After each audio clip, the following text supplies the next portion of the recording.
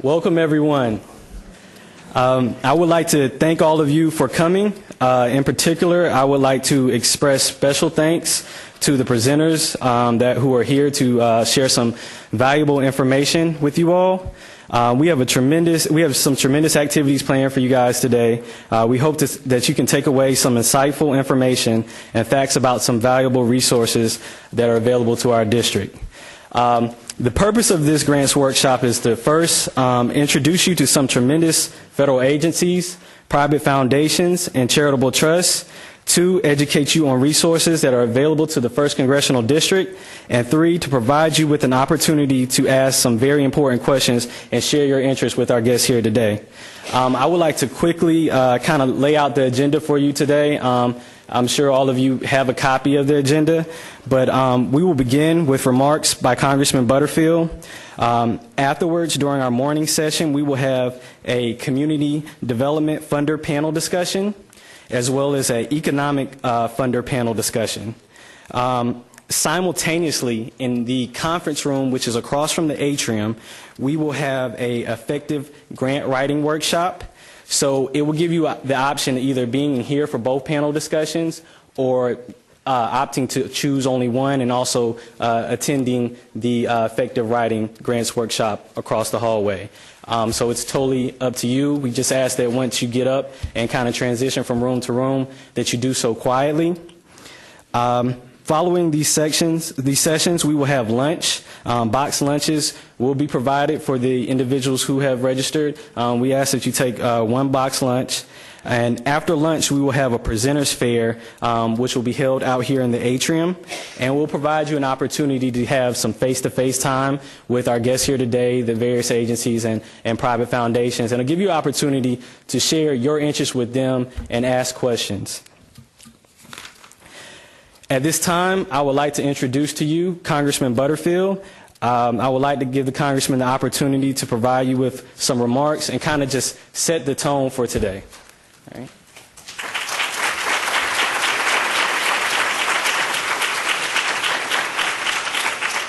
He did everything right except introduce himself. That is Brian Lewis, who is the grants manager for the Congressional Office. Thank you, Brian, for working so hard to make this happen today. Let me say good morning to all of you, and thank you so very much for coming out to be part of this worthwhile program today. You got up early this morning, and most of you drove a long distance, and I just want to thank you for making that special effort. Let me thank the panelists who have agreed to participate today, and the moderators and the leaders from both federal and state agencies, and thank all of you who have come from foundations and charitable trusts and the like. Your effort is very much appreciated. I've got several staff members floating around the building. I dare not introduce all of them to you because they are numerous in number, but I did introduce to you Brian Lewis a moment ago, who is the grants manager, my district director. I don't like to use that word "my" so much. I always like to say our district director is a gentleman who lives right here in Greenville, A. Ray Rogers, and many of you know Ray. He's floating around. If you don't know him, make sure that you do get to know him. And the chief of staff, the boss from Washington, has graced us with his presence today. Thank you very much, Troy. That's Troy in the back of the room. His name is Troy Clare. Troy has been with the office now for how long, Troy? 7 months in the office, 7 months and counting. But I need to tell you how he got there because it's worthy of mentioning. My previous chief of staff was named Tanya Williams. Tanya was from Greenville, North Carolina. I recruited her some years ago to come to Washington to be chief of staff. She formerly worked in the North Carolina Senate as general counsel to Mark Bass Knight. And several years ago, when I needed a chief, I reached out to her, and she accepted the call. Came into the office and just transformed. I thought I had a pretty good running office, but when she came in, she just transformed the office and took it to an even higher level. Made a great name for herself in Washington. And one day, about 8 months ago, I received a call from a man named Joe Biden, the Vice President of the United States of America. Vice President Biden said, I've been talking with your chief of staff about coming on to my office. Want to get your permission. That's like a couple getting engaged and then go and ask the father for permission. It's almost, Dr. Moore, it's almost a courtesy. But anyway, the Vice President asked permission to bring her over to be his head legislative director in the office of the Vice President. And so she did that, but that opened up a tremendous vacancy on the staff, and Troy has filled that role very well. Most of you today, many of you today represent nonprofit organizations, and I'm delighted that you're here. Nonprofits are often the pillars of help to communities and populations that you serve. During these times of hardship, many of our citizens look to nonprofits to provide vital information and vital community services. The North Carolina Center for Nonprofits estimates that nonprofits in this state provide 450,000 jobs, roughly 1 out of every 10 jobs in North Carolina, and that is significant. Nonprofits put $35 billion back into North Carolina's economy every year, paying nearly $13 billion in wages and contributing more than $10 million annually toward education and health care. Despite their obvious contribution to society and our economy, charitable giving, and you know this as well as I do, charitable giving and government investments have declined. They are going down, and the trend is not good.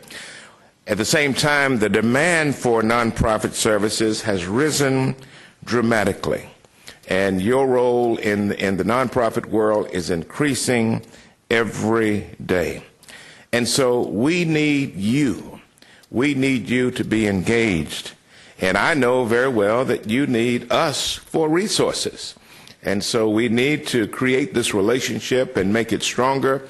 But by all means, we need to connect you to the resources, to the few resources that exist at the federal level and at the philanthropic level as well. I like to tell audiences all the time, and I guess I can close by sharing with you where we are in Washington, where we are as a federal government. It's not a pretty picture, but it's reality. This is where we are at the federal level.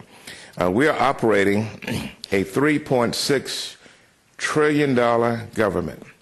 That's what it costs to run your government. $3.6 trillion. And most, if not all of that money is spent on essential services. We're not throwing it away. Essential services. Social Security, Medicare, Medicaid, National Defense, Homeland Security. That's 80% of the budget, just those few categories. Those are essential items that we cannot and should not do without. The other 20% of the budget is called domestic spending or discretionary spending. It's that money that we revisit every year and decide whether to continue certain programs. When I first came to Congress some 8 years ago, we were spending about $600 billion plus per year in domestic spending.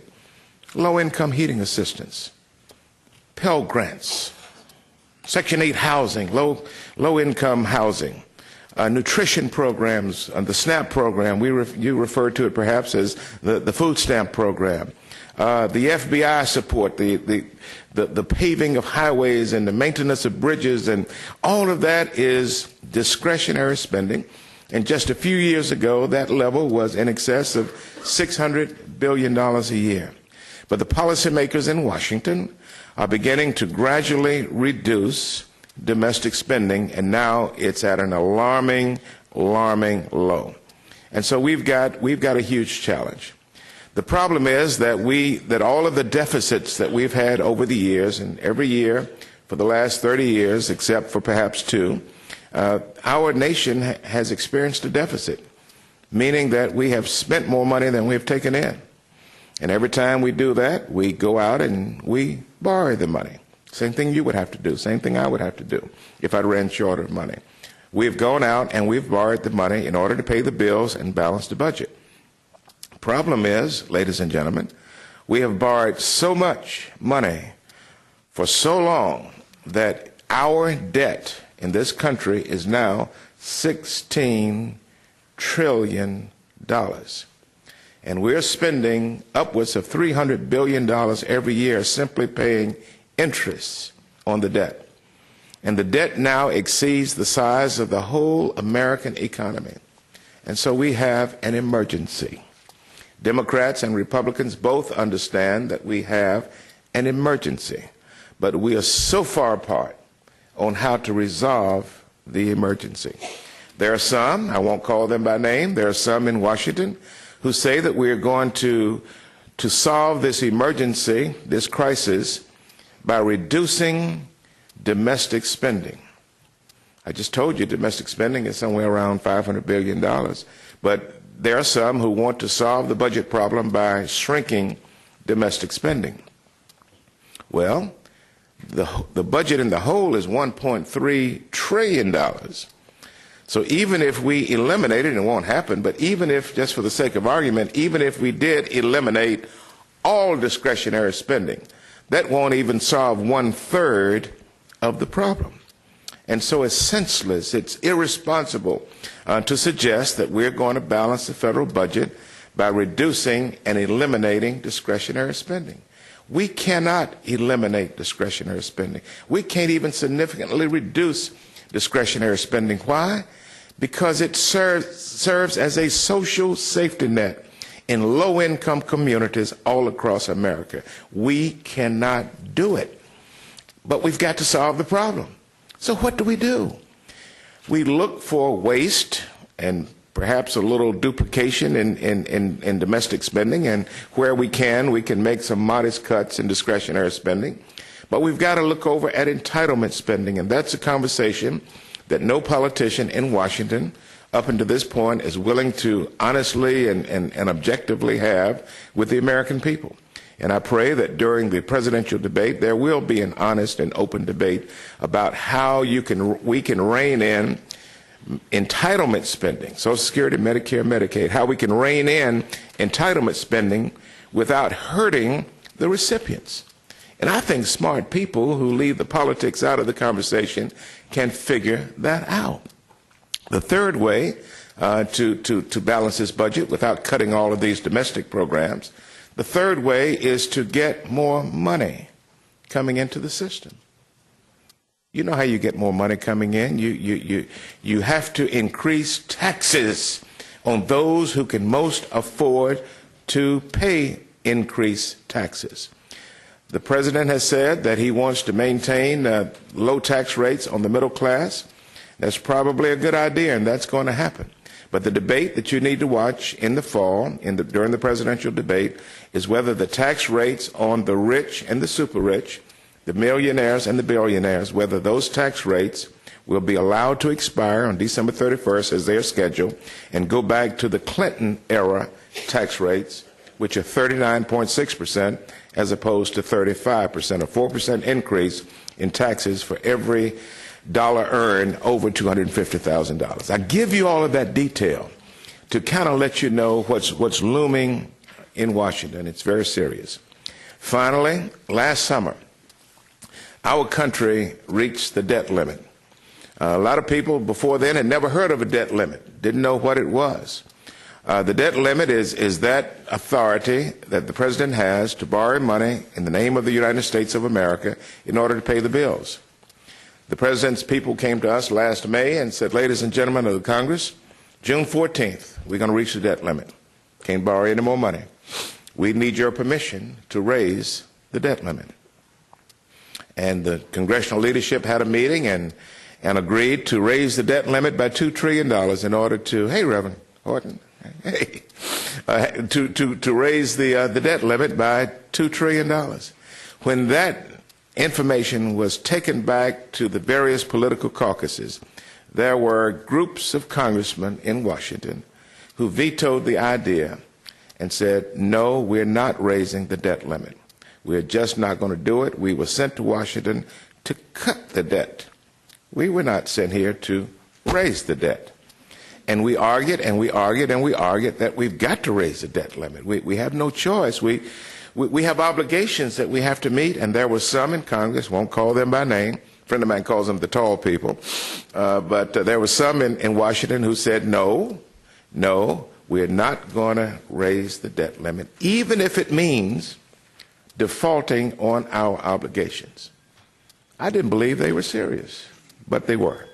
So at the end of the day, there was a grand compromise in Washington between the president and the Democratic and Republican leaders of the Congress. There was a grand compromise. The grand compromise was this. President Obama, you want your $2 trillion increase in debt limit? You got it. But here's what you've got to pay in order to get it. You've got to cut $1 trillion in domestic spending over the next 10 years. Do the math. 10 years into $1 trillion, that's $100 billion a year.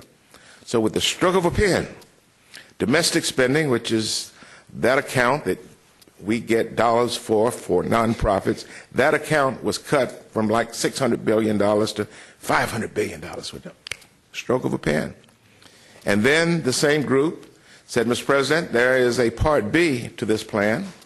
Part B is that if you want this $2 trillion increase in spending authority, you've got to do something else. You've got to appoint a super committee of 12 people who will go in a room and close the door, 6 Democrats, 6 Republicans, an equal number from the House and Senate. We've got to appoint a committee of smart people who can figure this thing out and get us on the path to balancing the budget. And that was the agreement. And so there was agreed that these 12 people would be appointed, and for 2 or 3 months they would have meetings and meetings and meetings, and they would bring in the experts and they would figure it out. But then somebody in that meeting, before it was over, came up with the bright idea, well, what happens if these 12 people can't agree? Suppose the vote is 6-6. What do we do then? And then I guess they flipped a coin and came up with this bright idea. Okay, well, if they can't agree, we're going to have some automatic cuts. On January 2nd, 2013, we'll just cut $1.2 trillion. We'll cut it automatically. We'll just do across-the-board cuts, starting with defense and homeland security and food stamps and right on that. We'll just have categorical across-the-board cuts. And so that was the footnote in the plan. Well, you know what happened? The 12 people didn't reach an agreement. And now the footnote has now become the law of the land. On January 2nd, unless something happens between now and then, on January 2nd, these automatic cuts, Mr. Mayor, are going to kick in, and it's going to hurt every single American. Half of those cuts will be on the defense side. We need a strong defense. We need a strong military in this country. Certainly we do. I was at the Newport News shipyard this week, I guess it was Tuesday, meeting with the senior leadership there at the shipyard. They're scared to death that they're going to have to lay off thousands of workers at the shipyard if this thing on January 2nd kicks in. They cannot sustain this type of cut in their funding. But it's not only the defense community. It's also poor people. It's also the least of these in our society, and the rug is going to be pulled from under them as well. And so this is a very, I'm not going to call it interesting, this is a very important time in the history of our country and in the history of our community, and never before has the role of nonprofits been more important. You've always played a role in our communities, but given where we are with the federal budget and with the U.S. economy, it is particularly important that you collect all the facts, that we form a better partnership and relationship, and hopefully my office can lead you to potential sources of revenue for your nonprofit. And so that's what this is all about today. We have the ability to do this. We have come out of great challenges before. None of you in this room can remember the Depression. I don't remember the Depression, but I came up in a Depression household where 2 parents were right in the middle of a Depression.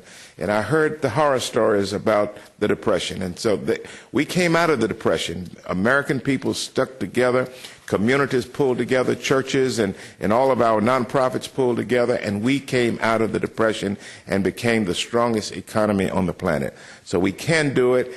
We will do it. We need all of you working with us. We need to work with you because we can make a difference in our community. You just need the resources. If we can help you find the resources, then I'm confident that you can get the job done. Thank you very much for coming this morning.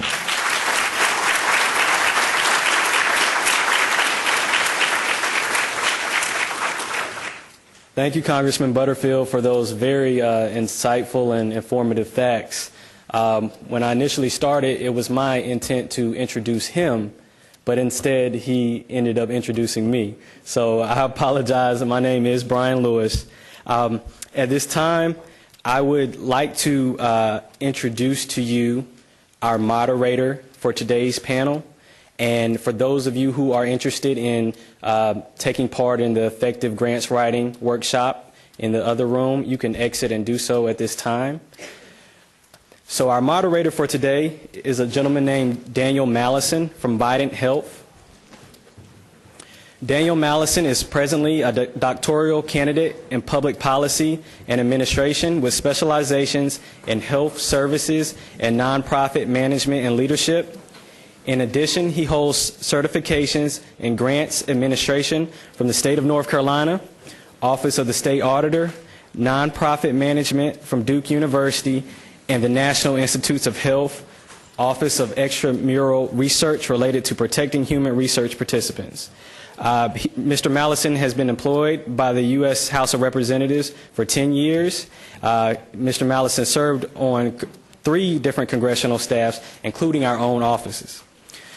His most recent employment includes 3 years as Director of Government Relations and Grant Support for Beaufort Regional Health System in Washington, North Carolina, as well as 5 years experience in consulting small towns, healthcare providers, community development corporations, churches, and other nonprofit organizations regarding grant funding, capacity building, and other resources needed to accomplish their corporate mission.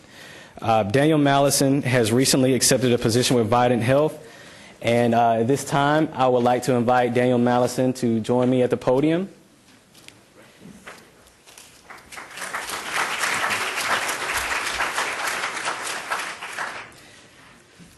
What we're about to begin is called a Community Development Funder Panel Discussion.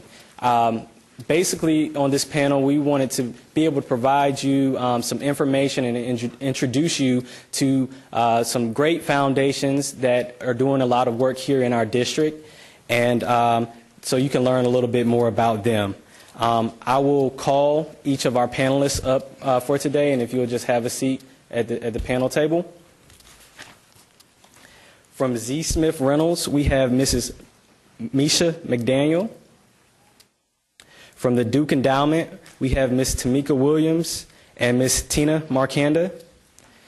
From the KB Reynolds Trust, we have Ms. J. Nelson Weaver. From the Conservation Fund, we have Ms. Mickey Sager. And from USDA Rural Development, we have Mr. Don Nelson. At this time, I will turn our program over today to Mr. Mallison. Thank you, Mr. Mallison. Thank you.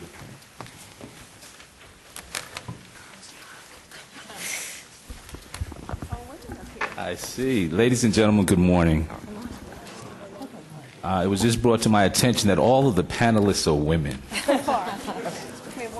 We have one male coming, but it's always, at least me personally, it's always nice to be in the company of pretty ladies. Thank all of you again for taking time out of your busy schedules to attend today's event. Congressman Butterfield said it all, really, the reason why we're here. We face some unique challenges in Eastern North Carolina, and as I just scanned the room, it's apparent that most of you live in or provide services in an organization that serves Eastern North Carolina. Today's panelists will offer to you some helpful information to address those needs. The format, which Brian mentioned, simply each panelist from my left all the way down the table to the right will have about 5 minutes to make a presentation. They will briefly introduce themselves, tell you a little bit about their organization and how their organization could be helpful to you and your organization. We have an ambitious schedule today, and as the moderator, it's my job to kind of move things along, so I'm going to do my best to do that. With that said, I'm going to move to the first presenter, which is J. Nelson Weaver from Kate B. Reynolds. Good morning. Good morning. My name's Jay, and it's a pleasure to talk with you this morning. I'd like to give you a little bit of information about the Kate B. Reynolds Charitable Trust. We are a health care and wellness funder, and we serve counties all across North Carolina. Our trust is a legacy of Miss Reynolds. She had her own money before she married into the Reynolds family, but when she married into Reynolds Tobacco, there was more, obviously. And the Reynolds family really believed in giving back to the community. So when she passed, she left a significant chunk of funds with the purpose of improving the health and well-being of low-income people across the state. So I am the program officer that serves the 38 counties of the East. The one quick piece of advice I would give you is to read our website. It's kbr.org. We accept applications twice a year, in August and in February, and we are very interested to support community groups throughout the state. We focus particularly in rural areas and low-income areas. So I'll give you a little bit of information about our overall focus, and then I'd be happy to talk with you later. If folks have questions, I'll be around at the Funders Fair this afternoon. We kind of have four strategic principles I'll mention this morning. One is that we now invest with focus. So every funder in the nation has less money to give out than the requests that come in. So we really try to be focused and narrow down our particular interest areas to things that our trustee and our leadership have decided are really the particular things we're interested in that we feel like can make a difference long term in the state. So we have funding interests that I'll describe real quickly. Our current four funding interests are mental health and substance abuse, access to health care, diabetes, prevention and treatment, and community-centered prevention, which is the one that really is looking upstream to try to figure out how we can help communities make healthy choices more readily available. That funding interest is all about access to safe opportunities to be active outside and access to healthy food in low-income communities. So those are our current funding interests. Another thing to mention is that we support initiatives that really encourage system change. We are less likely to fund one or two projects where they're not necessarily connected to any kind of big picture movement in a county, where it's just an individual service, and when the grant money's done, the service closes. We recognize that lots of foundations have ended up setting up challenges where all these great services start, and then as soon as the grant money's done, it closes down. And sometimes we feel like that leaves the community worse off than in the first place before our money came in. So we really look for projects where folks are connected to other nonprofits or other service agencies in the town, where folks are working together to really try to make improvement overall in the community instead of one project at a time that's really not connected to others in that area. We also focus on evidence-based programs. We love innovation and think creativity is a wonderful thing. But we also know a lot of fabulous work has been done by your friends and partners across the street, across the county, across the state, across the country. So we don't usually give money to a group who wants to try a brand new idea when nobody else has had any success with it. So we look for evidence-based programs. We really want to help you not waste your time and energy recreating the wheel, but how can you take an idea that maybe has worked well in a similar community in another county or another state and adapt it to your local region? To us, that's a great bang for the buck. It helps us see that the investment is more likely to take root and helps you save time and energy. Another thing I'll mention is that we're really interested to build the capacity of our partners. We agree that nonprofits are a critical vehicle to have good work be done in our state, particularly in rural areas of our state. And for us, capacity building is a really key piece. And all capacity building is the someone providing a nonprofit the ability to reach their mission better. So capacity building can be anything from how do you run your programs well, how do you build partnerships well. It can also be the detail stuff that is often challenging for nonprofits, especially small nonprofits. How do you keep your nonprofit status and stay in good standing with the IRS? That is a critical issue. As someone who has run a nonprofit with a staff of one, That is really difficult. If you're about meeting your mission and enhancing your program, sometimes it's really hard to keep up with the details of all the paperwork.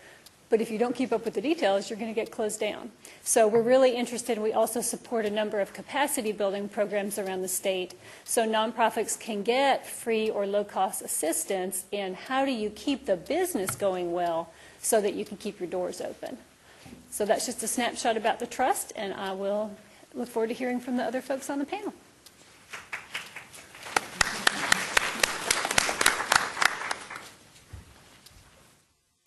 Thank you, Jay. I read that you have a doctorate, is that right? I do. So should I address you as Dr. J? No, absolutely not. I had this conversation yesterday with some folks that my background is a community organizer and a health organizer, but I was very savvy that in order to get the more traditional line of powerful folks to let me in the door, I had to play their game too. So I went to school a long time, never intending to stay in academia, but it really has helped me be able to take a community grassroots perspective into more positions of power that maybe don't usually have that input. So it was a means to an end. You should not call me doctor. Wow. Thank you so much.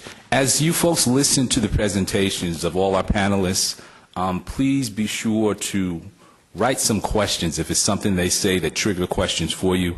At the end, after we complete all the panelists' discussion, we will have a Q&A session. Our next presenter is from USDA Rural Development.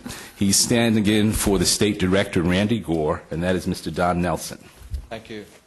Glad to be here today. Good morning. Good morning. I am standing here today trying to represent Randy Gore. He couldn't be with us today. We are USDA Rural Development. We are a branch of the federal government. We are, as our name says, we try to provide rural assistance to rural areas of North Carolina to try to help improve the lives of rural citizens. We have a variety of programs, from our single-family housing program where we can repair homes, build homes, purchase homes. We have a water and waste program where we provide programs to rural towns and counties to provide safe drinking water, water systems, sewage treatment systems. We have a community facilities program. We can provide funds for improving community facilities, fire departments, police stations, libraries, hospitals, schools. We have a variety of programs there that can help improve the lives of rural America. And we also have a business and industry program where we provide money to small businesses and to businesses to increase job opportunities and increase employment opportunities, and hopefully to improve the standard of living for people in rural areas. So we have a wide variety of programs. I'm not an authority in all of them, but I'll try to answer questions as we get to those. But our main goal is to try to improve the lives of rural citizens in eastern North Carolina. Thank you. Thank you.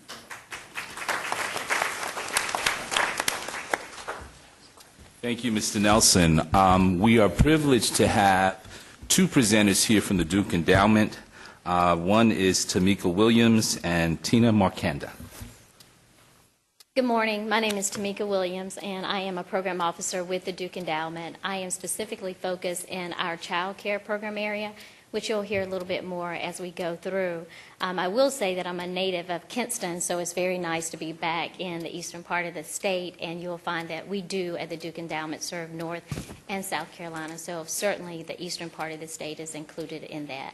We do have a presentation, a short one to share to give you some information about the Duke Endowment, so I'll turn it to my partner in crime, Ms. Tina, and she can introduce herself, and then we'll come back. Great. Thank you, Tamika. Good morning. Good morning. Daniel, I wanted to say hi. We have been talking on the phone for years and years, and it's such a pleasure to meet you in person finally. Congratulations on all your great work and the good things ahead. Thank you very much. Thank you.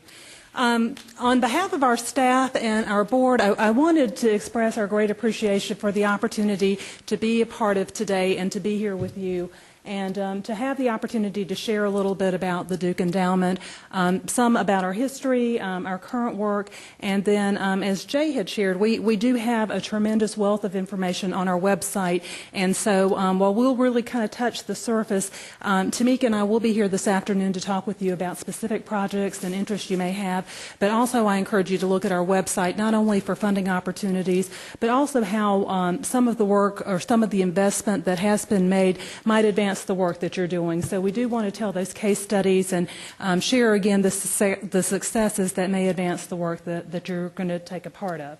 And let me see if I can get to this. Oops. Let's not do that. Okay. All right. Well, There it we'll is go right there, Tina. You see it? Tina Tamika, August 2012. Right there. Great. Thank you. Perfect. Great. Fantastic. And again, I'm really happy to be here today with my good friend and colleague, Tamika Williams. I'm Tina Markanda, and I'm a program officer in the healthcare division of the Duke Endowment. I've been there for about 8 years, which is extraordinary that time can go so quickly because it still truly feels like I just walked through the door for the first time yesterday.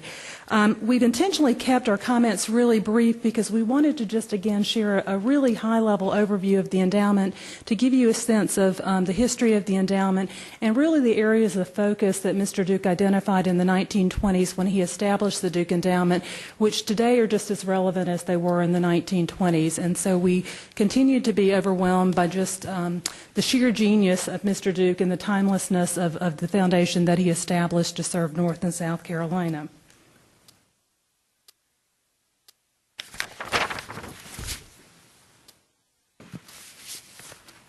I'm having a little bit of difficulty advancing this, so okay. Okay, perfect. Thank you very much. This is Mr. Duke. Mr. Duke was a very successful businessman, having achieved success first in the tobacco industry and later with hydroelectric power. In addition to being a successful businessman, Mr. Duke was truly a citizen of the Carolinas, and his intention with the endowment was to give back to the state that had given so much to him to allow him to achieve so much success. And so that's really one of the purposes and reasons that he set up the endowment. Specifically in crafting the indenture of trust, which is the document, the legal document that established the endowment, Mr. Duke recognized 4 areas that he specifically wanted the endowment to focus on. He felt that it was really important to designate these areas because he didn't want to dilute the effort and try to be all things to all people, but felt by really designating specific areas that truly great investment can be made in those areas that could advance and serve so many others. So the 4 divisions of the endowment include the child care division, and each of these divisions had a very personal, reflected a very personal impact on Mr. Duke.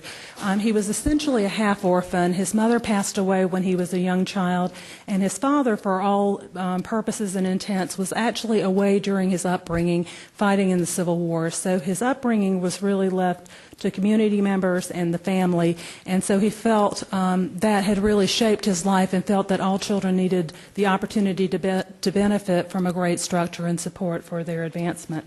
Also, in terms of health care, which is another division at the endowment, Mr. Duke and other family members had suffered from various illnesses during the courses of their lives, and as a result, he felt very passionate about the fact that health care should be available to all people, and so that's why the health care division was named. In addition, although Mr. Duke did not complete his formal education, he felt that education was truly key to allowing individuals to reach their self-actualization and to be able not only contribute to themselves and their families, but also their communities and ultimately the state. So education really ranked high for him as well. In the indenture, he identified 4 specific institutions of higher learning to which grants would be made, and these include Duke University, Johnson C. Smith in Charlotte, Davidson College, and in South Carolina, Furman University. And then finally, we also have a division that's focused on rural Methodist churches. I had mentioned that Mr. Duke did grow up essentially without his parents in his developmental years, and one of the great influences on his life were the Methodist circuit riders. And so not only did they influence his development, they also provided a spiritual anchor for him that he felt would be very important to others as well. In terms of the strategies, we have those 4 divisions that I've described, but all of the grant making that's done really focus on these 3 strategies. Replicating success, very much like KB Reynolds, our board is really supportive of projects that are evidence-based. Again, these are programs that have been tried and tested, and there's great science behind them so that they are effective, and also programs that may be evidence-informed. And so again, there's no need to reinvent the wheel in those cases and really be able to take advantage of the good work that will yield good results. In addition, the endowment makes grants that strengthen organizations, and this essentially is to help with infrastructure, which is so critically important for a strong organization to do its work. And then finally, also a portion of our grants go to advancing innovation. It's probably a smaller portion of our overall budget, but again, as life continues, as issues become more complex, new solutions will be required to address those issues. And so a portion of our grants also go to help advancing innovation in these areas. I'll go really quickly through these next 2 slides, but just wanted to give you a picture of how the grant making is done. This slide reflects our 2011 grants that were made, and as you can see, our board awarded just under $130 million for awards, and these are multi-year awards included, and we had a distribution of just under $113,000 in funding, which is fairly extraordinary. You can also see the distribution of those dollars by our different divisions. And one of the things that I think is important, and it's work that you're engaged in every day as well, but instead of really doing work independently, the foundation is also looking at opportunities to work across our divisions. So child care and health care are working more closely together on specific topics because all these issues are so complex. One solution or one perspective, one facet will not be sufficient to addressing the complexity of the issues at hand. And this next slide actually shows the investment that the endowment has made in the Carolinas, beginning in 1925 when the first grant was officially made up to 2011. And we do hope that those bars in future years will continue to grow as those investments can continue to reinvest in the Carolinas. And then just in closing, probably the best way to conclude is just to let Mr. Duke really share what his vision of the endowment is.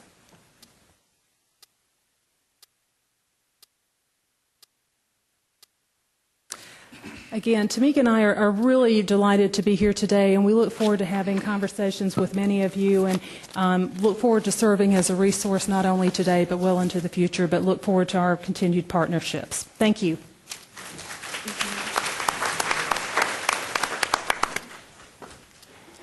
Thank you so much, Tina. As Ms. Markanda walked up, she pointed out that this is our first time actually meeting. But it's not the first time we've been engaged on a project. And I think it's critically important that you understand, everyone in this room understands the importance of having a relationship with program officers and others within the organizations you're attempting to get money from, in plain English. It's important that they know your project early. They could often give you some guidance as to improve your application before it gets there, because once it gets there, oftentimes, most of the time, it's too late to make changes. So thank you again, Tina.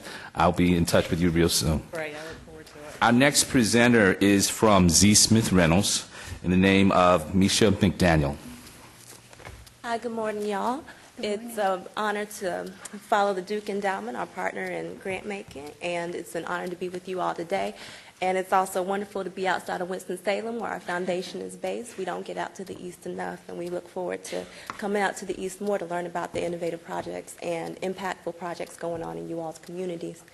So as I said, my name is Misha McDaniel. I'm a fellow with the Z. Smith Reynolds organization. I've been with the organization for a year. That means I've been through 2 grant cycles, and within those grant cycles, I've seen and facilitated grant making across all 5 of the foundation's focus areas.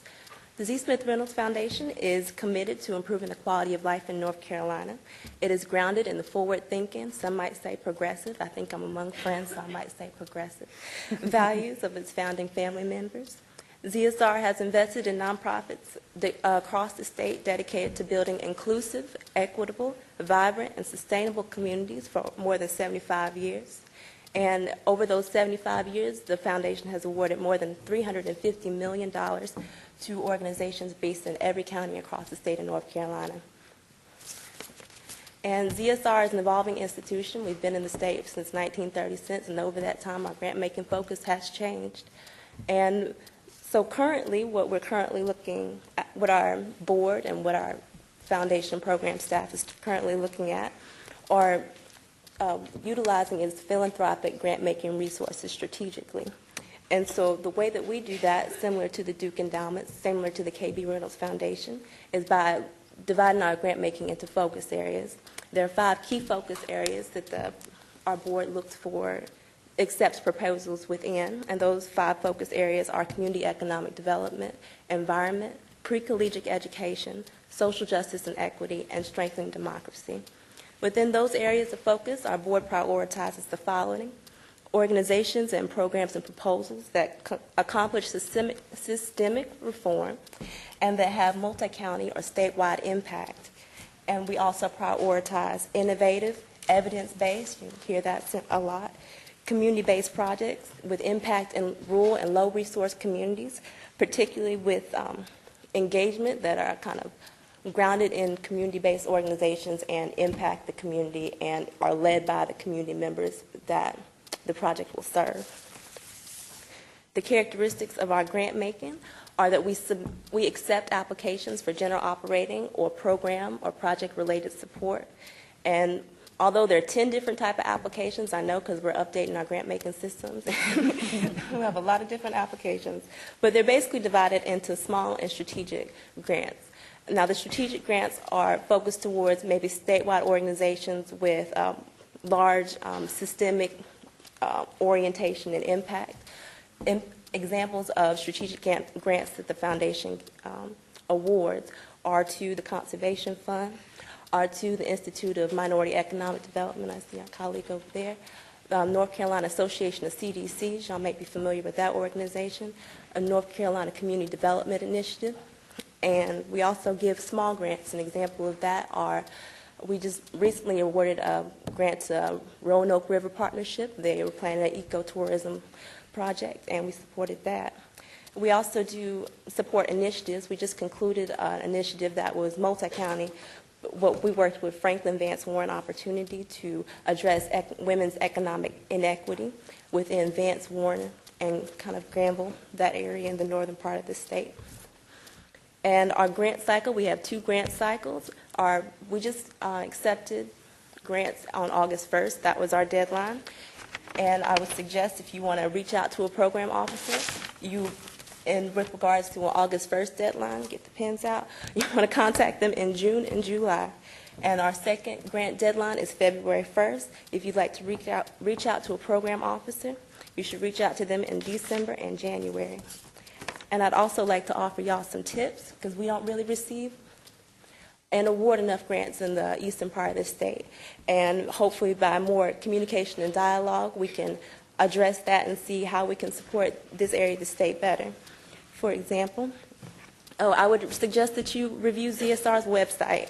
I would really suggest that. Please don't call the program officers without looking at the website first. It can just streamline your conversation, help you all both meet your needs. And so please look at the grant-making priorities. And once you do that, feel free to contact the program officer within the focus area that your application pertains to. And if you're not sure which focus area your application pertains to, please reach out to a fellow. I am one of 2. My colleague is Ali Yee, and her email address and contact information is on our website.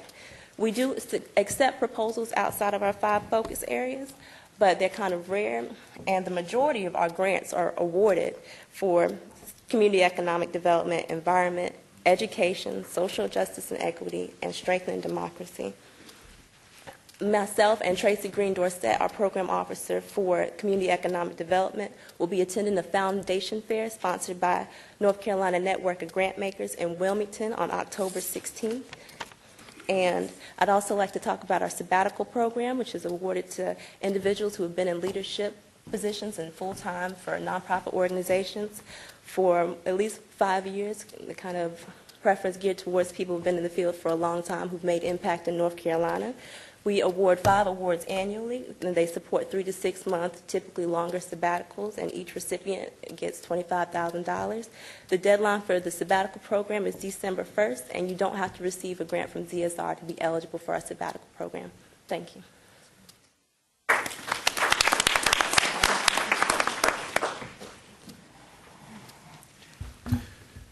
Thank you.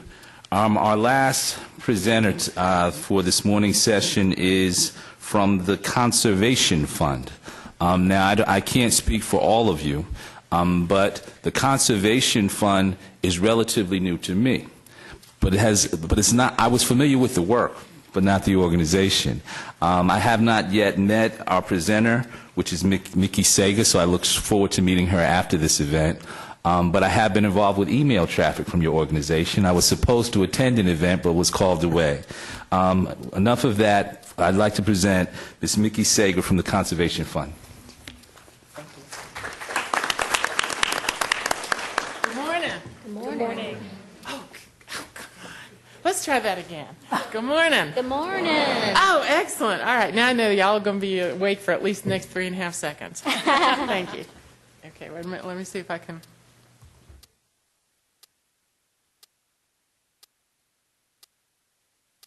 Okay, is that it? All right. I'm going to real quickly go through what the Conservation Fund is and our program, the Small Grants Program. We're a little bit different, actually we're a lot different than my fellow presenters here. We actually are a national nonprofit, and we have a re-grant program. So we actually work with grassroots groups. We do have grants that we give to them, and I'll tell you about that. But we actually get our funding for those grants from my colleagues on the panel. So I'm sort of caught in between everybody here. Let me just tell you a little bit. The Conservation Fund is a national nonprofit. We actually have a dual mission, unlike most conservation groups, which tend to, you think of tree huggers and things like that. We actually have a dual mission to do economic development and environmental protection at the same time. A lot of people, now I will tell you, I have had a lot of environmental funders who said it is not possible to do environmental protection and economic development at the same time. And my question back to them was, don't you have a job?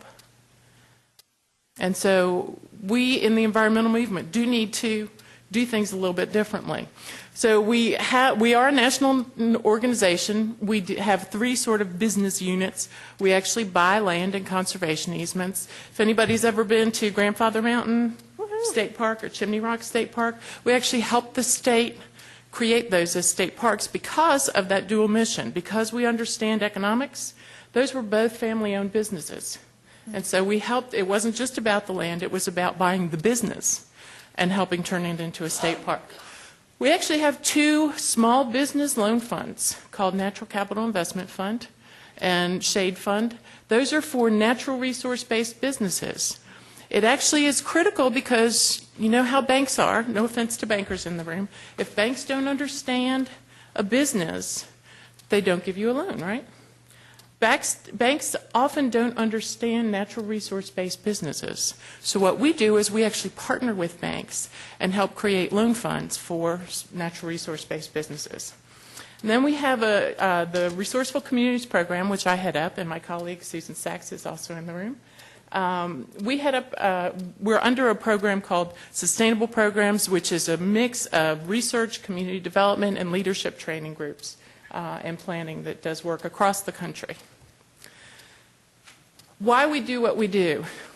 So if I was a biologist, and I'm not, I was a phys ed major, I would tell you that the 3 most important natural systems in the state of North Carolina are the coastal plain in the east, the sandhills down around Fayetteville, and the southern Appalachians from a pure ecological perspective.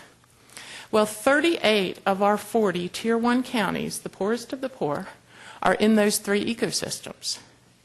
And so what we do is, a long time ago people told us, help us figure out how to make money off the land without messing it up, which is what people have been doing for generations and generations, thousands of years in some cases.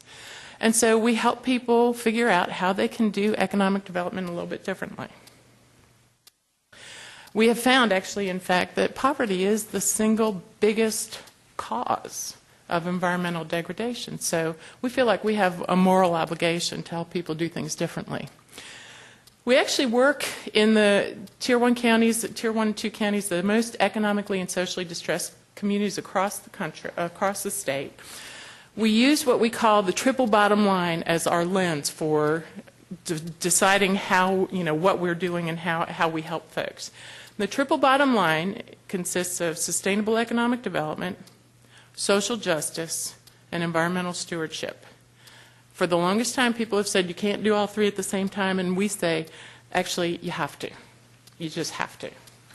And we have people who agree with us. We have a network of between 250, close to 300 grassroots groups across the state that we work with who believe fundamentally that you can and should and need to do things that way.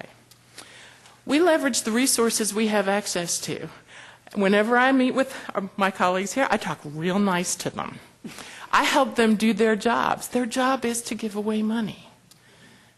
My job is to help them invest it as well as they can. And sometimes some of the bigger foundations can't give.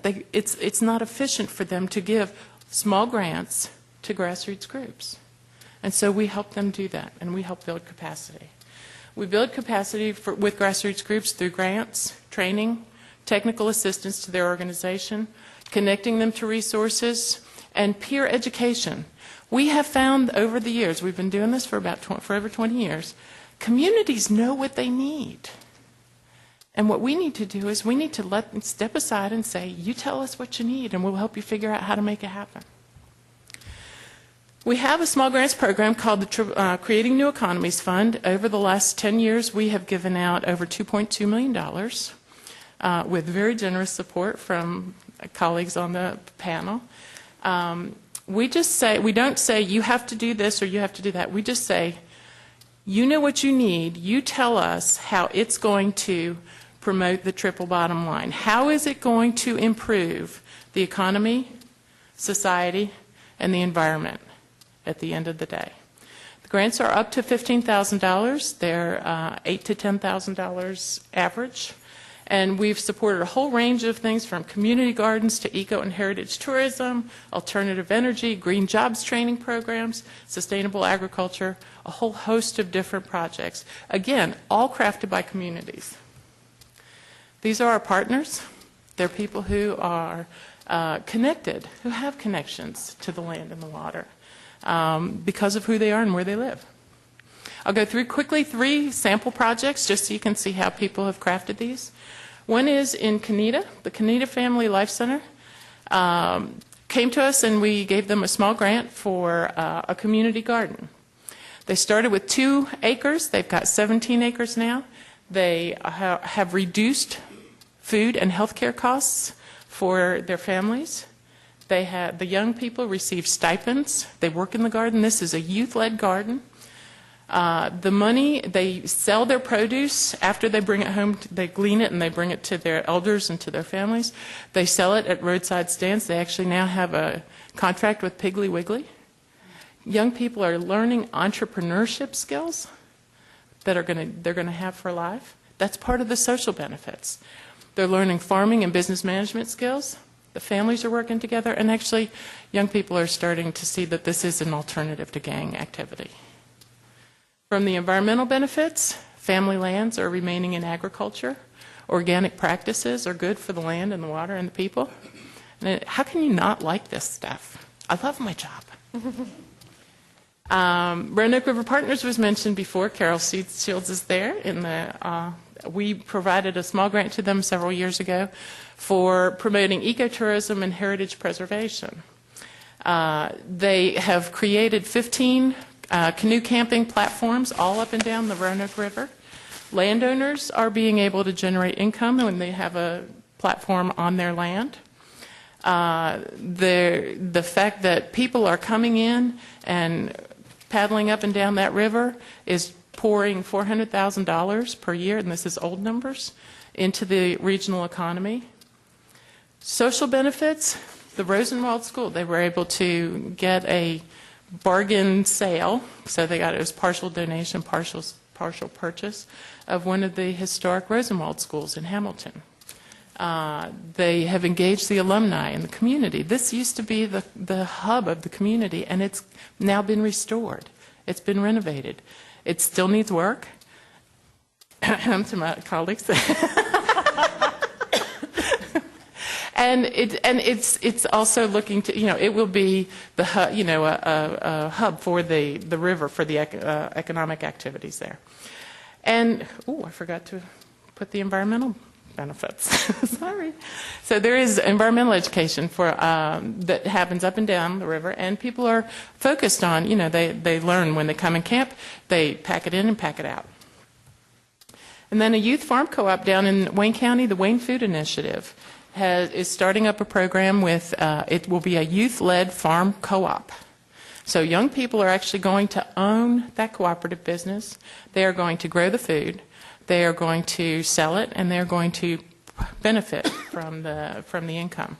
It's meaningful employment. Young people are the ones who are running the program. They are making the decisions for themselves for how they're going, what they're going to plant, how they're going to sell it. They're actually they're going to learn how to develop a worker-owned cooperative business, and they're going to actually look at farm tourism as well. Social benefits, this is a really important thing, and this is something that Kenita is doing and other groups. The people who are surrounded by the biggest agricultural enterprises in our state are living in food deserts. They do not have access to healthy food. And so they are engaging the people who are most affected by those inequities in making decisions and creating opportunities for themselves to have that access to healthy food and in solving the problems. We can sit there all day and complain about stuff, but if we can actually get involved in changing the world, why not? And then the environmental benefits, obviously, is the use of sustainable farming practices. They're growing pesticide-free produce. It's good for the environment and good for everybody. And that's it. Any questions?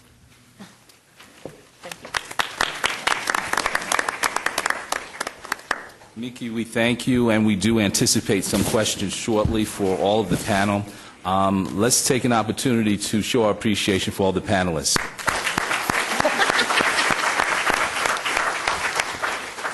As the moderator for the program, it's my job to now coordinate the questions and answers as best we can. We requested a microphone to go around, but unfortunately I'm told we could not get one.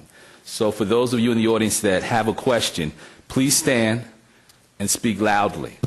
We would prefer if you state your name and the organization you represent today.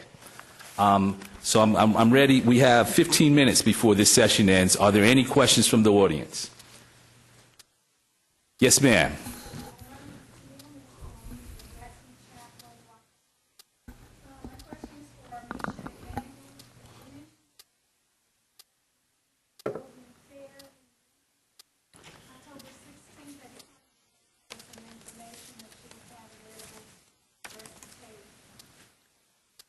Oh, yes. It's a foundation fair, so it's kind of like a job fair, but there are multiple organizations coming. I believe the Duke Endowment, KB Reynolds is coming, Zia Smith Reynolds is coming, and I will be joined by the Community Economic Development Program Officer, so the person who oversees grant making within that focus area. And to get more information about the foundation fair, you can go onto the NC Network of Grant Makers website. Any other questions? Just please stand and I'll recognize you. Yes, ma'am. I'm Doris Watkins. I'm from Rocky Mount, Word Tabernacle Church. My question is for the gentleman from here. Could you talk a little bit about the business assistance program? I'm not real familiar with that program because it is not handled out in the field by the field officers. It is handled out of our state office. So I just have basic information about that. There are several different programs. There's an RBEG program, which is the Rural Business Enterprise Grant, where money is provided to counties or towns, and they loan money out to small businesses to help them get started, to expand. The main point there is to create jobs and create more hiring opportunities in rural areas. There are also loans and guaranteed loans and grants available to assist companies to purchase land, purchase equipment, expand businesses so that more jobs can be created. The main goal of all the business and industry programs are to increase job opportunities in rural areas. I can give you some information, some people to contact in Raleigh that can provide much more detailed information to you. I'm glad to talk to you afterwards. And I can give you a name in Raleigh to contact. Thank you, ma'am. Very good. Yes, ma'am. I'm from the local government perspective. How can local government assist area nonprofits to benefit from grant funding, and what do you, as a grant funder, look for in that relationship? That's a great question. I think from our point of view, one of the things, we love to have a relationship with you. Call the program officer that serves the area that you serve. So I'm happy to talk with you after the fact. But you are often the front lines. You know who's respected in your community, which organizations have trust, which don't. And we really need to hear that, because often one of the key jobs of the program officer, we have really fun times going out and meeting all the people, but we do a whole lot of legwork. For every application we receive, we have to do what inside we call due diligence, which basically means we have to assume everything you say to us is a lie, and we have to check it out. Because we're the ones on the line. If the trustees approve the fund money to be given to you, we're the ones who have to follow up with you and prove that you're doing what you say you do, because we get audited every year. So we do our due diligence, and we check out. We call any partners you list in your application. We look up your tax documents for every single application, for every organization that comes in the door. We check out who gets paid how much, where you're getting your grants from. But it's really important for us to build relationships with local government, because you know the folks in your community. So we would love to have you as a resource of who we can call. If I get a grant in from Warren County, I'd love to call you. Say, do you know these folks? What reputation do they have in the community? And then that can be a two-way relationship, because if you get to know us and know what we're interested to receive applications for, you can recommend us to partners in your community who might be a good fit. So we love local government. And I'm sorry, I would say I'd echo the sentiments that Jay is bringing to the table right now, especially I think when we're looking at rural communities. And for child care, our name is somewhat of a misnomer in the Duke Endowment, because some people think that we focus on daycare centers, and that's not at all what we do. We work a lot with children who are at risk of entering foster care or at risk of losing the support of their parents. And so we do a lot of evidence-based work of trying to strengthen families through organizations that go out there and work with families and use evidence-based practices to strengthen the parenting capacity of those families. We also work with children who are in out-of-home care, so a lot of our children are children who are in foster care. And so we work with those organizations and agencies that are caring for those children. So by saying that, we have a lot of relationships or want to cultivate relationships, especially with the local county departments of social services. Because, as Jay said, you know a lot about the resources that are in your community.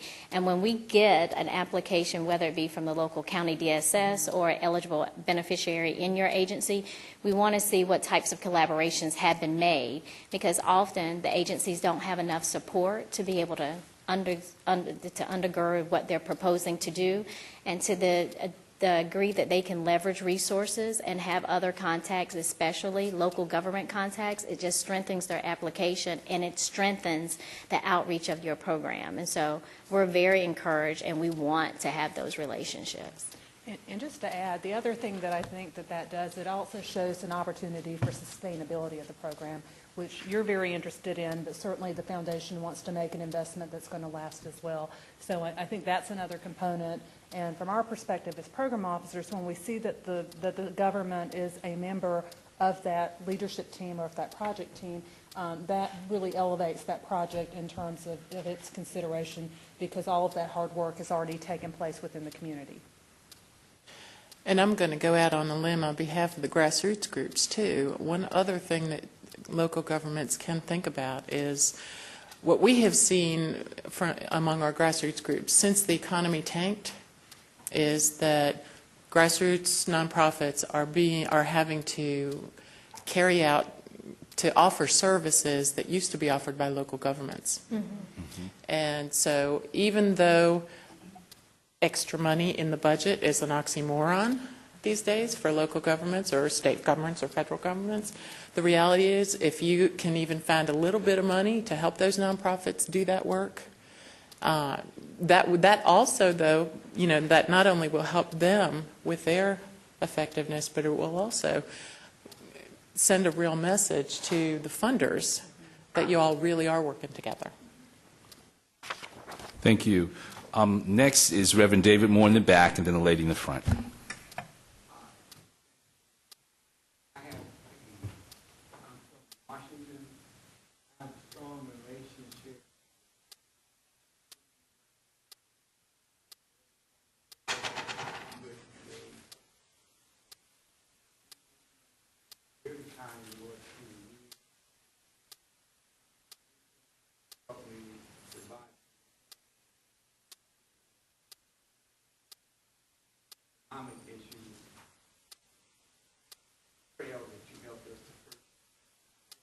On the panel except the Duke endowment, and I need to know what the secret is. I'm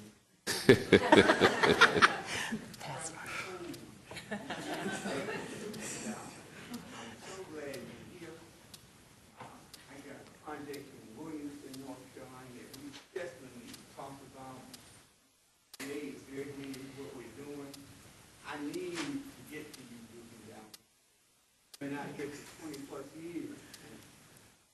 We need to talk. We're here. We're here. Yes, ma'am. Yes.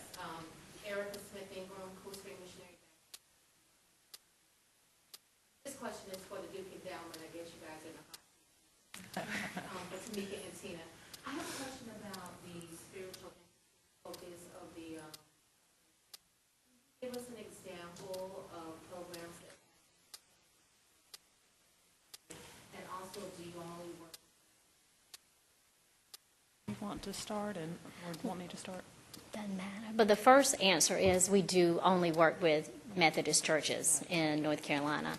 That was specifically prescribed by Mr. Duke in the indenture of trust. So we don't even work in all of our other program areas. We work in North and South Carolina, but only with the Methodist churches in North Carolina are we. In rural. In rural Methodist churches, yes. So that's rural Methodist churches.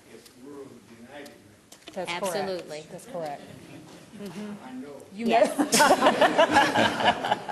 Rural United Methodist, yes. Yeah. And in terms of the focus of that particular program area, they've done a lot in terms of food and hunger. They've also done programs related to children in terms of daycare. There's a very big, significant initiative currently in progress with regard to clergy health. That's a fairly, I think, a departure from some of the work previously. But that certainly is a division that is a little bit in transition right now in terms of really taking the traditional guidance that Mr. Duke offered and really kind of making that contemporary for the needs of today. But if you're interested, we can certainly connect you with the appropriate people in that division in terms of any specific, work that you may have interest in learning about. Again, understanding that, there are some eligibility requirements for application. Yes, sir. Good morning. My name is Thomas Langston from Gates, North Carolina. I'd like to talk to whoever I need to talk to about the meat goat. Say more about that, sir. The growing of goats, meat goats on the farm. Right. I'd like to talk to someone about that, please, sir. That's Mickey. I don't have any with me. Maybe. Actually, you and I can talk because there are actually a number of nonprofits in the state that are, in fact, I can see him, Dr. Ralph Noble at North Carolina A&T University is actually he is actually the nation's meat goat expert. And we have him here in North Carolina, so I can help you connect with him. That's a great example of economic opportunity. Right. You might tap into some of the USDA opportunities because goat cheese is a hot new item. So that's a great economic opportunity, low land needed.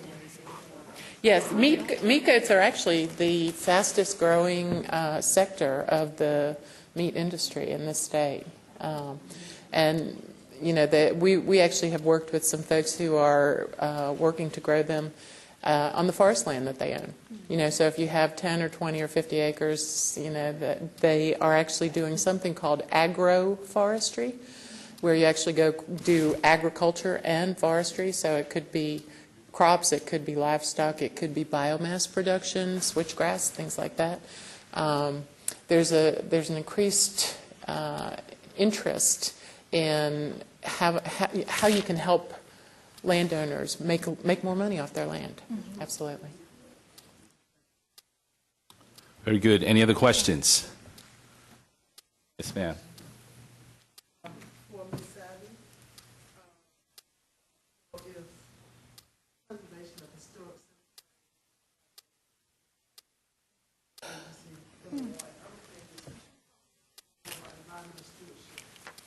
Okay.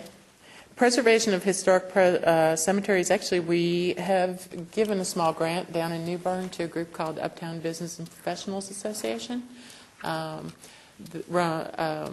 by Miss Mary Peterkin. And she has, it's an African-American cemetery, and she's not only working to preserve the cemetery, but she's working to create the Tour of Flames that focuses on the 1922 fire that devastated the African-American section of New Bern. And so when we talk about environmental stewardship, I will tell you, I'll be totally honest, people don't, sometimes that's the hard part for, especially for like a social justice group who just wants to fix the world.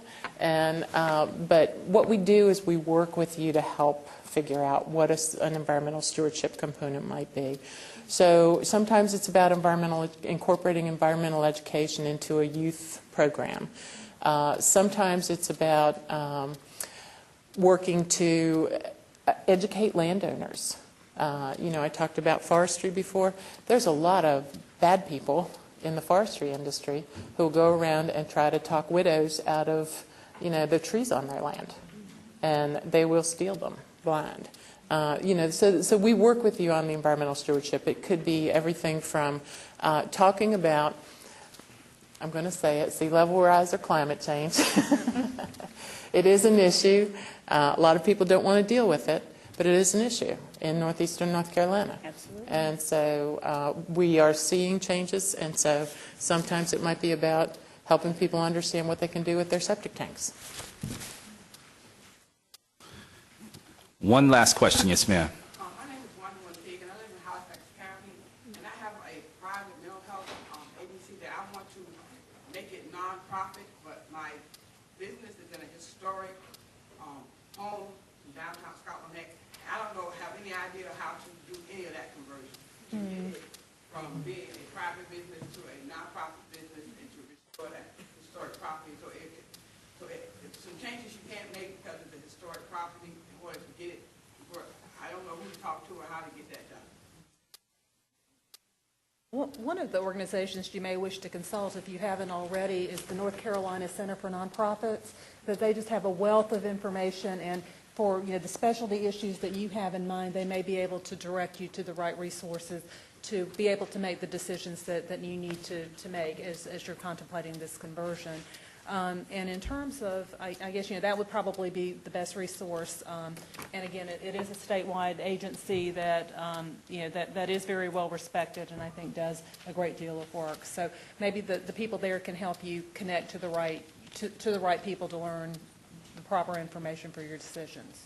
One thing I would also mention about the North Carolina Center for Nonprofits, they're, I agree, a fabulous organization. We refer folks to a lot. They have a lot of free resources, and then they have member-only resources.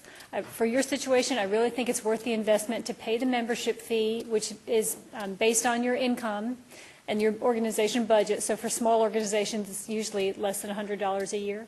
But if you become a member, you then get access to their free pool of technical assistants and consultants. So for example, they have lawyers who will donate half an hour at a time because they'd love to one day get your business. But that sounds like a complex legal question, and I guarantee they could hook you up with somebody who could work with you even on the phone and give you half an hour of free legal advice that would cost you $300 if you paid for it. So it's worth it to pay that membership fee because then you get access to all kinds of high-quality legal folks who know what they're doing. When I ran a small nonprofit, I was able to pay that fee, and I got legal advice from a nonprofit lawyer who really knew bylaws and was really able to work with me and my board to help us walk through, okay, legally, how do we need to make this be above board? And it paid back my application fee tenfold. So I would encourage you to investigate that option. And the aside to that is on the historic house. If it's on the National Register of Historic Places, I would suggest that you talk to the State Historic Preservation Office or the or Preservation North Carolina, because in actuality, private individuals, private interests that own historic homes, there are benefits. You can get tax credits and things like that if you do renovation on it that you wouldn't be able to take advantage of if you were a nonprofit. So you should just look into that question, and we can help you with that. Ladies and gentlemen, it is now about 10:17, which means we're only 2 minutes late. I thank you so much for your interaction. I think that's really important, the questions and answers. Though we're concluding this segment of today's program, it doesn't mean that the interaction has to stop completely. I encourage you to go to the websites of every organization here. Feel free to contact the presenters by phone or email or the appropriate people within their organization. And I want to say there's a wealth of knowledge around the room. Peer-to-peer interaction is one thing that we need to do more. And unfortunately, down east, we have a lot of challenges, but one of them is, we don't care what you're doing. This is how we do it. Well, we need to change that culture and begin to share ideas and work with each other. And I heard it said briefly today that organizations, nonprofit organizations, have not been getting enough money down east compared to the rest of the state. These folks want to fix that, but a lot of that solution is within us. Thank you again, and I'm going to call up now Brian Lewis, who will tell you the rest of today's program.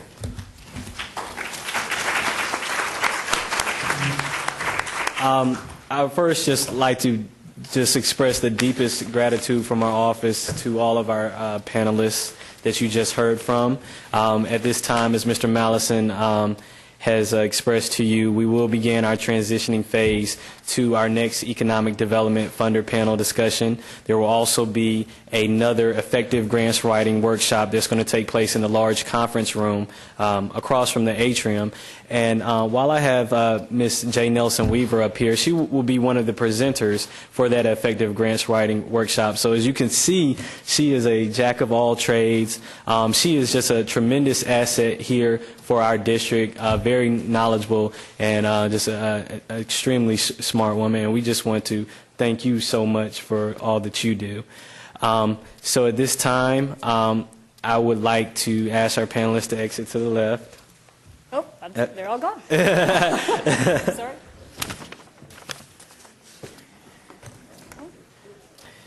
And if you would like to join Ms. Nelson Weaver for the grants writing workshop in the conference room, you can do so at this time.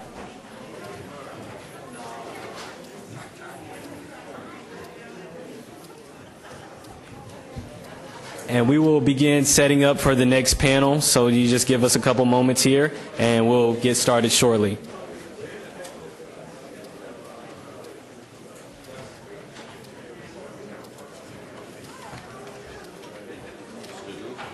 What should I tell her?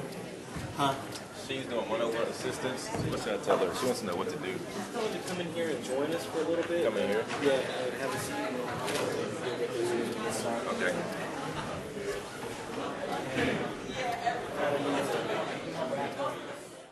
Seated, we can go ahead and get started for our second panel discussion for today.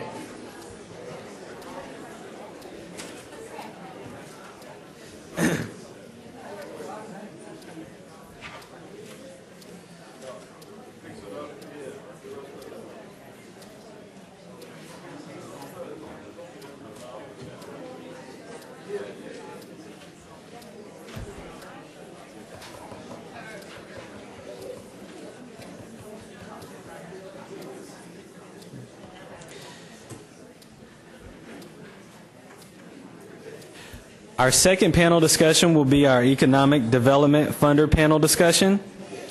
At this time, I would like to invite our panelists to have a seat. First, we have from the U.S. Department of Economic Development Administration, Ms. Robin Cooley. From the Small Business Administration, Mr. Ivan Hankins. From the North Carolina Institute of Minority Economic Development, we have Mr. Victor Galloway. And from the North Carolina Rural Center, we have Mr. Patrick Woody. And also, we have Mrs. Roberta McCullough from the Support Center. Thank you all for joining us.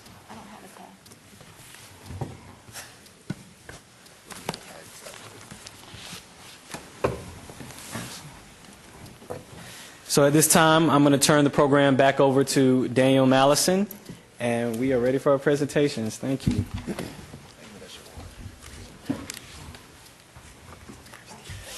Thank you, Brian.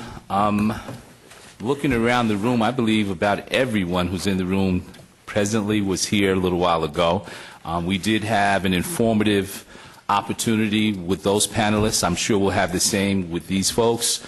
At the end, there will be questions and answers, so as you listen to the presenters, I trust that anything they say that triggers a question, you'll either write it down or remember it.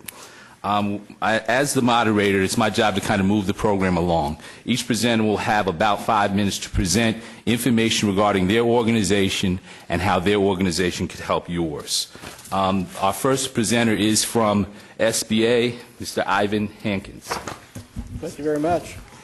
You know, telling a Fed he's only got 5 minutes to talk is, I can barely get my name out in 5 minutes. Seriously, what we do at the SBA is a number of things, and I'm going to try to compact it as quick as I can. Do any of you have any idea what the number one reason for new business failure is? Probably a lot of the answer may be underfunding, not enough capital. That answer is wrong. The answer is lack of knowledge. You just didn't know what you were getting into. Now, as they say, I think we had a SCORE gentleman that I worked with many years ago, and he used to say that most people don't plan to fail, they just fail to plan. And what the SBA has is free consulting services through many, many areas. And you're sitting right in the backyard of many of them. I'm going to mention a few this morning. Number one, you've got a group called SCORE, Service Corps of Retired Executives, which are men and women that have been there, seen it, and done it. In other words, they're sitting there waiting for you. You don't have to pay a fee. You don't have to pay a membership or anything to that degree. If you need the help, they are there to help you. Now, we have a chapter in Washington. They do counsel here in the Greenville area. And all of these resources that I'm going to give you this morning, you can find at sba.gov/NC for North Carolina. Second is our Small Business Technical Development Centers, which right here you have at ECU, in which now you're getting the educational side of the story, in which we have professional consultants, again, that can help you from your business plan clear down to marketing, pricing your product, and things to this degree. Then we have one of two women's business centers that I service in Durham, in which we have one in Fayetteville, one in Durham, and these are not just for women in business. These folks at these centers help what we call the underserved. And in the federal government, the underserved means any business that is majority owned by either a veteran, a woman, or minority, okay? And when you get into these arenas, they can assist you as well. And of course, another one that we do not fund, all of these we've funded at the top, we help to fund. The one that we don't fund, but I always push heavily because we have such a great system, is our small business centers through our community colleges here in North Carolina. And of course, you've got Pitt Community College, and you have a small business center right here that you can tap into. Excellent resources, folks. You need this to work with. All right, now that's number one. Now, number two, what SBA is mainly known for is our loan program. Now, let me say this again, loan program. We don't have grants, okay? That doesn't mean to say that sometimes they don't turn out to be grants, but they have to start out as loans. All right, the key here with us is that we are like an insurance agency. You do not come to Ivan, as an example, and say, Ivan, I need $5,000, I need $5 million, okay, because we can do either amount. What I'm going to do is I'm going to get you with these resources to get your business plan together, get them to a lender, which can be a bank or a credit union, all right, which we work with. Then we will guarantee against that loss, all right, because what do banks lend against? Risk. We will mitigate that risk, guaranteeing as much as 85% against that deal. So that's generally, hopefully, going to make that lender say yes to a particular loan with which you may be looking after. Now, do we have any veterans in here today? Just hands. Okay. First of all, thank you for your service. Secondly, we have a special program for you called the Patriot Express loan, in which we can give you a 36-hour, that's not days, that's hour turnaround time on your loan request through the SBA. All right, you just have to be 51% owned, and we can guarantee up to $500,000 on a deal such as this. Now, I am having and sponsoring a veterans workshop next Wednesday. I've got some flyers at Wake Tech Community College in Cary from 1 until 3, in which we will have Mr. Bob Reeder of the Veterans Center out of Fayetteville. And we're going to have a gentleman that's going to cover franchising, and of course myself, and it's going to be aimed at veterans in particular. So any of you vets in the audience that would like to come, it is free. We'd love to have you. I do have some flyers here to pass out. The key, again, with us, you have to be a for-profit to get SBA loans. Cannot be a nonprofit. Now, I will tell you this. When I first came here 8 years ago, one of the first things I was getting an awful lot of church individuals coming to me wanting to start daycares. Good combination. The problem was you had a nonprofit. Because we were getting so many of these, and because of my many years in the business with the agency, I went to our Washington headquarters and gave them a proposition. They bought into it, and that proposition was this. I said, what if we had a spin-off for-profit corporation beside that particular church organization that could then, on its own, separately borrow on those funds for that? Would it work? The answer was yes. So we do those. So for those of you maybe in the audience that might be thinking that direction and might be having a hard time finding grants, this might be a direction you might want to lean into, just as an example. And one last thing that I want to leave you with my limited time here, is remember we also have, the federal government is the largest organization for the purchasing of goods and services in the world. And we can assist many of you, especially many of you that are in that underserved category, the minority-owned, the women-owned, the veteran-owned, into getting into government contracting, with which you in turn get a piece of that government pie. It is out there and waiting, and we have the services, many of them which I've already mentioned to you, that can help you. Now, I will be here this afternoon. I will have information for you if you want to talk to me afterwards. Thank you very much.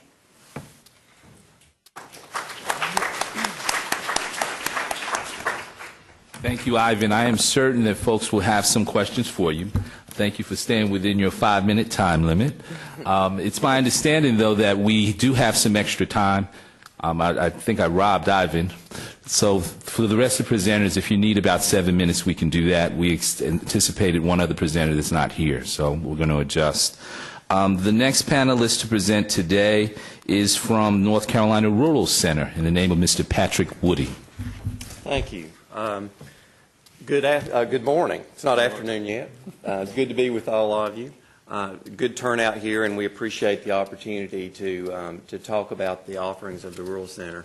I recognize a lot of faces, but just sort of by show of hands, how many of you have had some connection with the Rural Center before? So a lot of you. So you're pretty familiar. I do want to give an overview to everyone and kind of move through quickly what we do at the Rural Center. And just to make it easy for you, I didn't put a PowerPoint together, but I do have 3 things for you that you can get, see me after the meeting or at the session this afternoon, and you can get these things. One is just sort of a cheat sheet. One person told me it was the holy grail of the Rural Center, because it's just sort of an organizational breakdown of what we do and who does what. So who's your contact at the Rural Center for the different things that we do. And so that sheet of paper can be very valuable to you. Also, a May We Help You card, which just describes in general our program offerings. And then finally, I want to touch just a minute upon a new project that we'll be working on that is focused on 6 counties in this region right around Pitt County. But first, let me say that in terms of the Rural Center, we turned 25 back in January. We have a 50-member board of directors, and Mickey Sager, who was on the previous panel, is a longtime member of our board of directors and a member of our executive committee. We do 4 things primarily at the Rural Center. Number 1, policy and advocacy. So we seek to be a voice for rural North Carolina in the General Assembly, in Congress, to private foundations, to the corporate community, to make them aware of the specific issues, opportunities, and challenges that are facing rural communities. Secondly, we focus a lot of attention on leadership development. In fact, if you ask our president, Billy Ray Hall, what is the most important thing the Rural Center does, he will say leadership development, or really building the capacity of local communities to do things for themselves, giving them the tools and the resources and the knowledge to really be active leaders in their own communities. We have a Rural Economic Development Institute, and we've graduated about 900 graduates of READY through the years that are active in economic development in their rural communities. The third thing we do is research and innovation. So we're always looking to really be a funder of great ideas, new efforts, particularly when we see folks working together in a regional way to build their economies.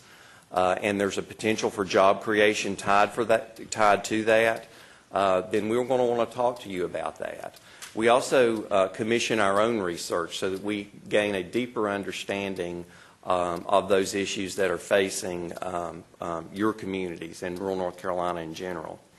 And then finally, we have our capacity building program. So over the years, we didn't start out as a funder per se.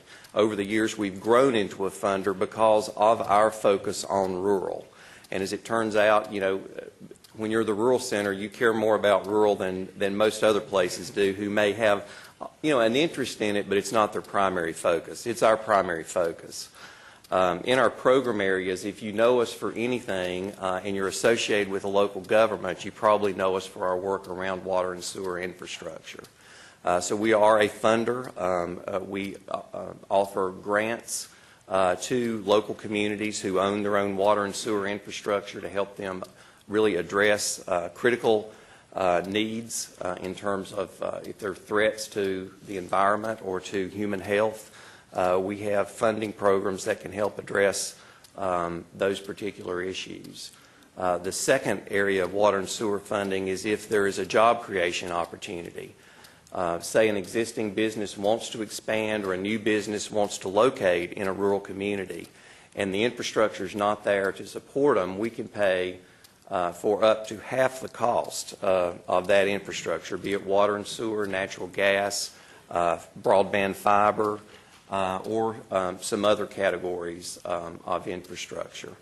And so that's sort of the 2 pieces of our work around water and sewer.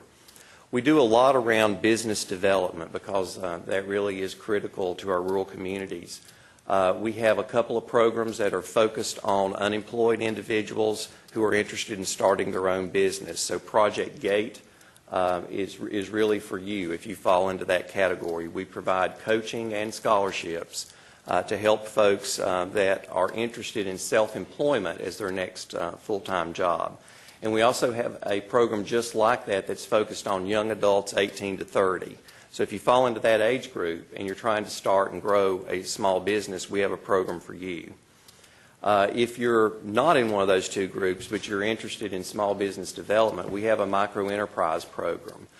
We provide not only technical assistance, but also loans, direct loans, to folks interested in starting and growing their own business. Those loans are up to $25,000. We've made about $8 million worth of micro loans over the life of the program. About 52% of those loans have gone to people of color, and about 53% have gone to women-owned businesses.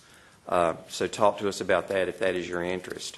In addition, we do some indirect. We have a couple of programs that work, as Ivan mentioned, with banks to help mitigate the risk of banks. And I can tell you that over the last couple of years, we've done 200 loans in the state of North Carolina, or supported with our two programs, and 32 of those loans were done by Select Bank right here in Greenville, who definitely is a bank that has shown a great interest in boosting their small business lending. If you're interested in that, talk to me about it afterwards. In addition to that, we have some other programs in workforce development. I know there is one of our grantees for community mobilization in our New Generation Careers program here today from Halifax County. If there are gaps in the workforce system and there are opportunities where businesses are trying to hire, trying to recruit, but not finding exactly what they need in terms of workers to fill those jobs, we have a program that can help fill those gaps and help address whatever that funding need is at a local level. We have a small towns program that focuses on really building the capacity of a small town. It's sort of, if you think of READY as leadership for the individual, STEP is leadership for a whole town. And we have about 66 communities that have participated in that program right now. We just inducted 10 new communities in the last few months. We have a Community Development Corporation's grants program. So if you're involved with the CDC, we have a grant program that supports the work of our CDCs in North Carolina. And finally, our Building Reuse and Restoration Grants program. Every community has vacant buildings. What we want to do is put productive economic activity back into those vacant buildings. So we have a program specifically designed for job creation by private business in vacant buildings. If you are a manufacturer or fall into one of those higher skills categories of industries, we have an occupied building category that will allow you to add an addition or do some work on your existing building if it's going to result in new job creation. And we also have done a lot of work around funding rural health care facilities through this program, either in vacant buildings or through new construction. That's probably our most popular program at the Rural Center.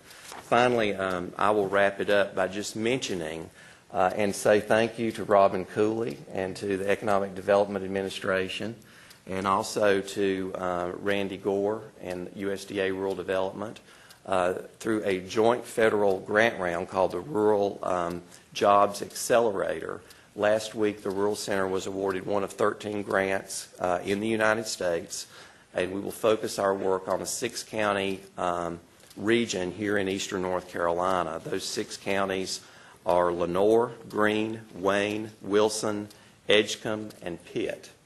And I have a one-pager that will give you just a little bit of background about what that project will involve. It's a 3-year effort. Our lead partners, in addition to the Rural Center, will be the Industrial Extension Service of NC State University, the North Carolina Small Business and Technology Development Center of the university system, and our regional partners include North Carolina's Eastern Regional Partnership, Greenville Pitt County Chamber of Commerce, the Rosenwald Center for Cultural Enrichment, and Wilson Opportunities Industrialization Center. So those will be some of our regional project partners, and we'll focus our work on these 6 counties and specifically on manufacturing, advanced manufacturing jobs in these 6 counties in some targeted industries. And we will help companies in that 6-county region really adopt more advanced manufacturing practices, connect more local companies in the area, in the region, in the state, to the supply chain of the large manufacturers in those focus areas, help enhance the workforce skills and support the entrepreneurs around those industry sectors, and help regional organizations identify and obtain financial support to really fund their own efforts to build your economic development capacity. And we appreciate the help of EDA and USDA in funding that. Thank you.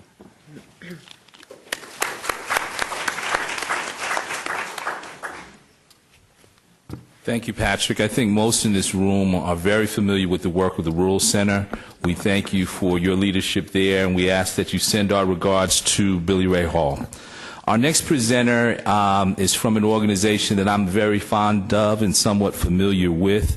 It's my understanding that there have been some name changes, and you're now the Support Center. Is that right?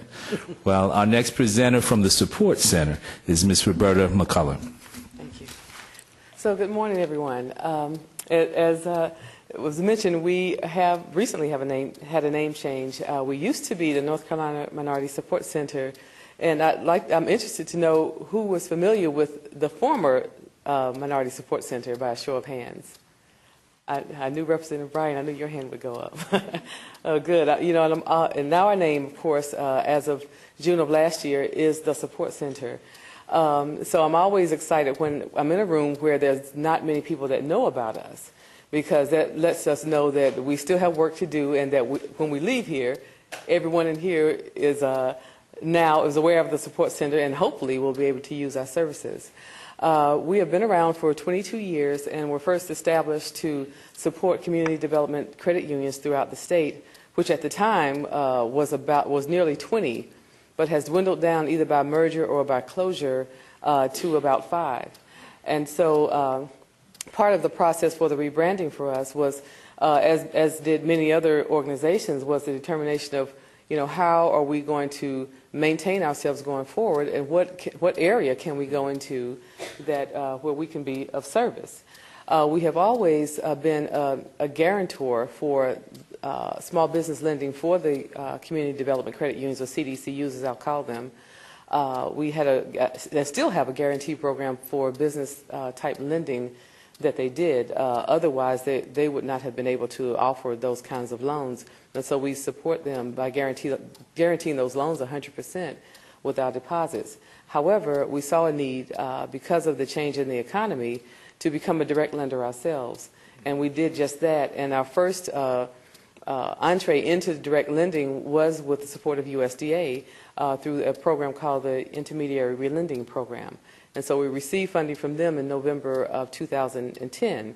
Since then, and I should say before I go forward that we are what's called a Community Development Financial Institution, or a CDFI for short. I'm sure that some of you have heard that acronym.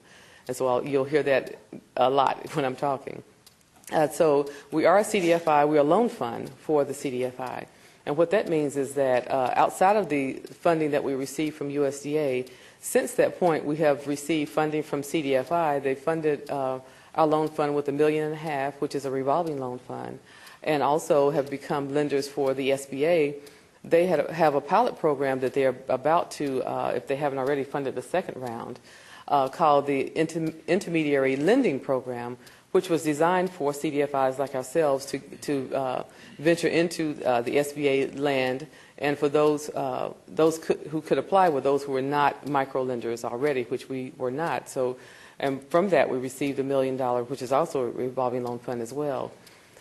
We have grown to in other products because we are now a lender for the Farm Service Agency, which is one of our newest ventures, which is a guaranteed loan program for farmers, and I'll talk more about that as well. And I'll kind of give you some overview of our products that we offer. And lastly, we are lenders for the USDOT program, which is a short-term lending program for transportation-related contractors. And that means, it doesn't mean that you're the one paving the road. You may be the one doing the landscaping for the highways or anything close to that.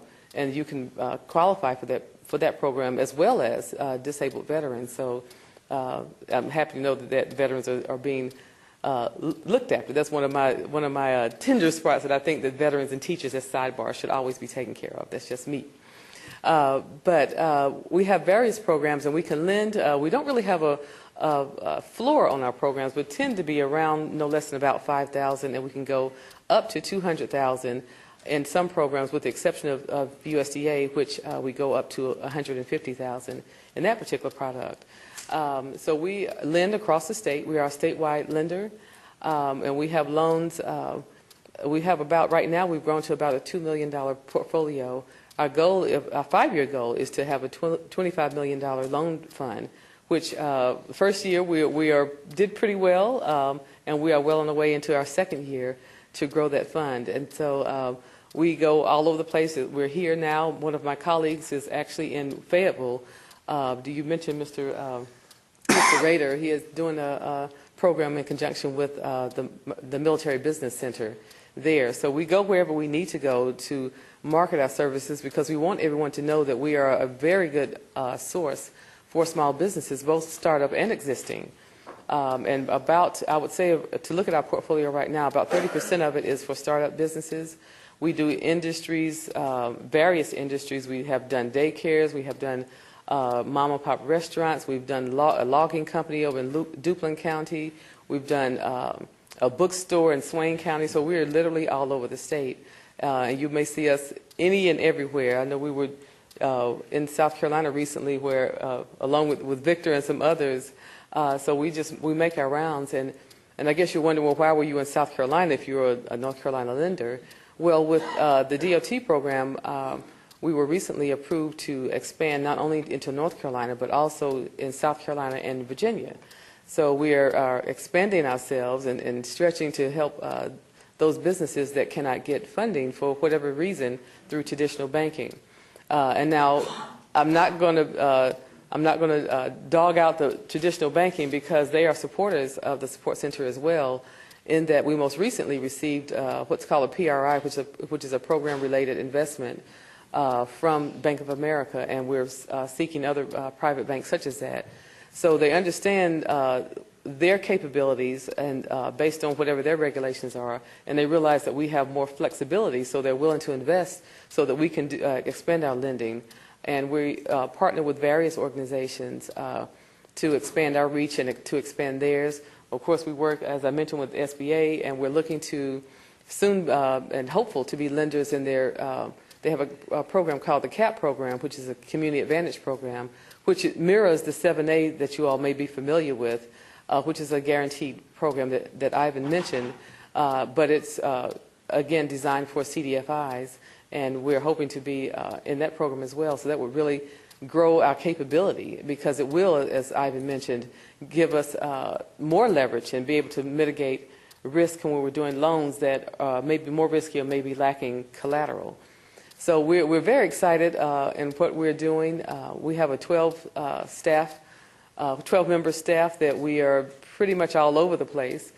We have a policy and research arm that does work around, that we put our first paper out in regards to small businesses. And then we also do, of course, we have a development officer, and we are, I have to give a shameless plug, which I do have a flyer for. In October in Greensboro, we are going to be putting on a Healthy Food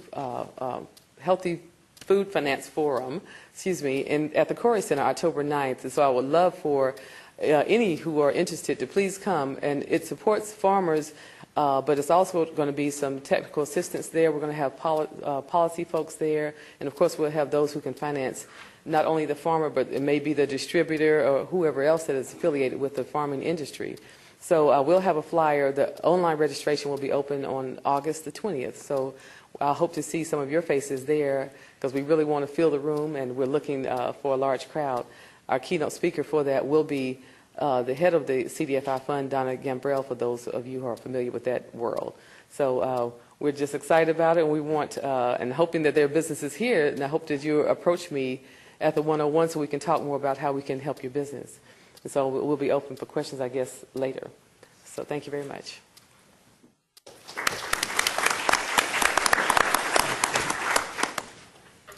Roberta, thank you so much. I hope you were listening carefully to all of the presenters. Each of them made it perfectly clear they're inviting you to talk to them. There will be a one-on-one session even after all of this, but During the question and answer period, if there's any question how to access any of the funds or benefits of these organizations, please be sure to let us know. Our next presenter is from the North Carolina Institute of Minority Economic Development in the name of Mr. Victor Galloway. Thank you. On behalf of our President and CEO, Ms. Andrea Harris, we want to thank Congressman Butterfield and his staff for this opportunity to share with you today. Again, my name is Victor Galloway. I am a Director of Research, Policy, Executive Education, and also our Financial Literacy and Training and Outreach, which partner with most of our HBCUs across the state and also in South Carolina, as well as with our community college.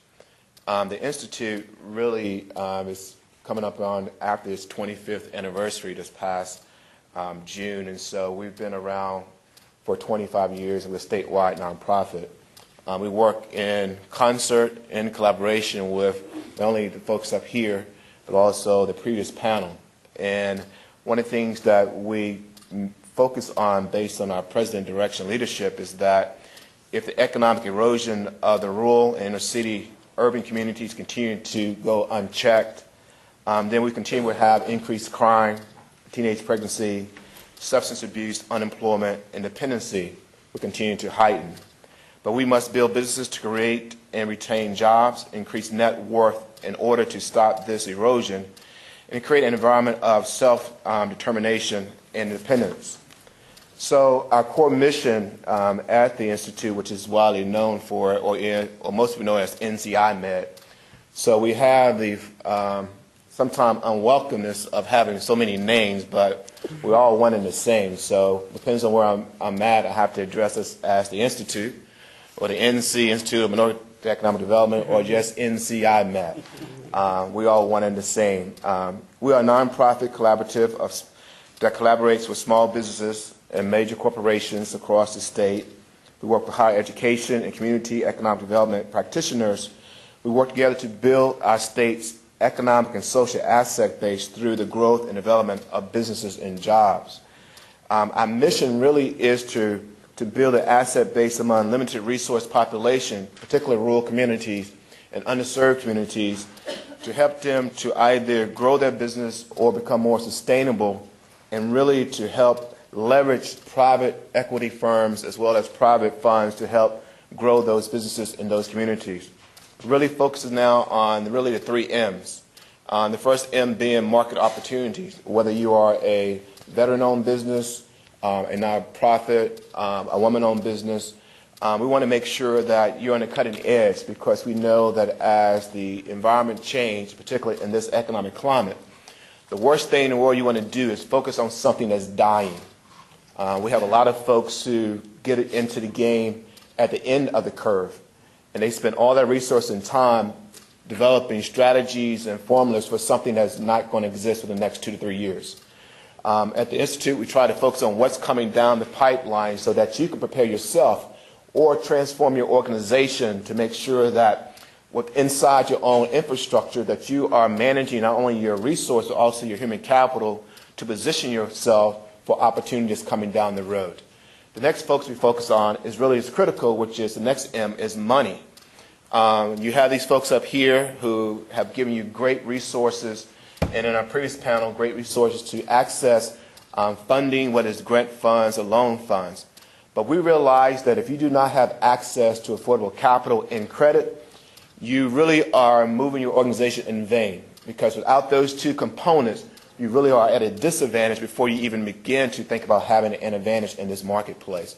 So we try to educate not only our clients, but also the community at large about the importance of being good stewards not only of your existing capital, how to leverage that, but also having a good understanding of what is affordable credit and how to access that, but not importantly, but maintain that. And lastly, we work on management, because within your organization, if you don't know how to manage yourself, you really can't manage your organization, and you really can't manage the mission of your organization. So the 3 M's are really focused on, again, is market opportunity, money, and management. And with those programs, we have an umbrella, which includes a lot of programs beneath ours. So we also have a Women's Business Center, which Ivan mentioned, that is a center that's operated out of the Institute that focus on, again, women entrepreneurs. They have a great resource. They work in conjunction as a conduit with SBA, our outreach with our community colleges, as well as our 16 universities, to make sure they address issues that's going to be pertinent to our women business owners and those who are in startup or those who are existent. So they help them from either the genesis of the creation of a business, just thinking about it, just a thought, to those who are running multi-million-dollar corporations. And then we also have within our corporation a Minority Business Enterprise Center, which is a federal program that looks at all minority and help them with either technical support, managerial support, to help leverage them and get them better suited to be qualified candidate for bank loans and products. And also, if there are any financial initiatives out there, access to capital, we help prepare them to be able to go and apply for funds that are available. If there are funds available, we help them provide them with resources so they can be able to address those funds adequately.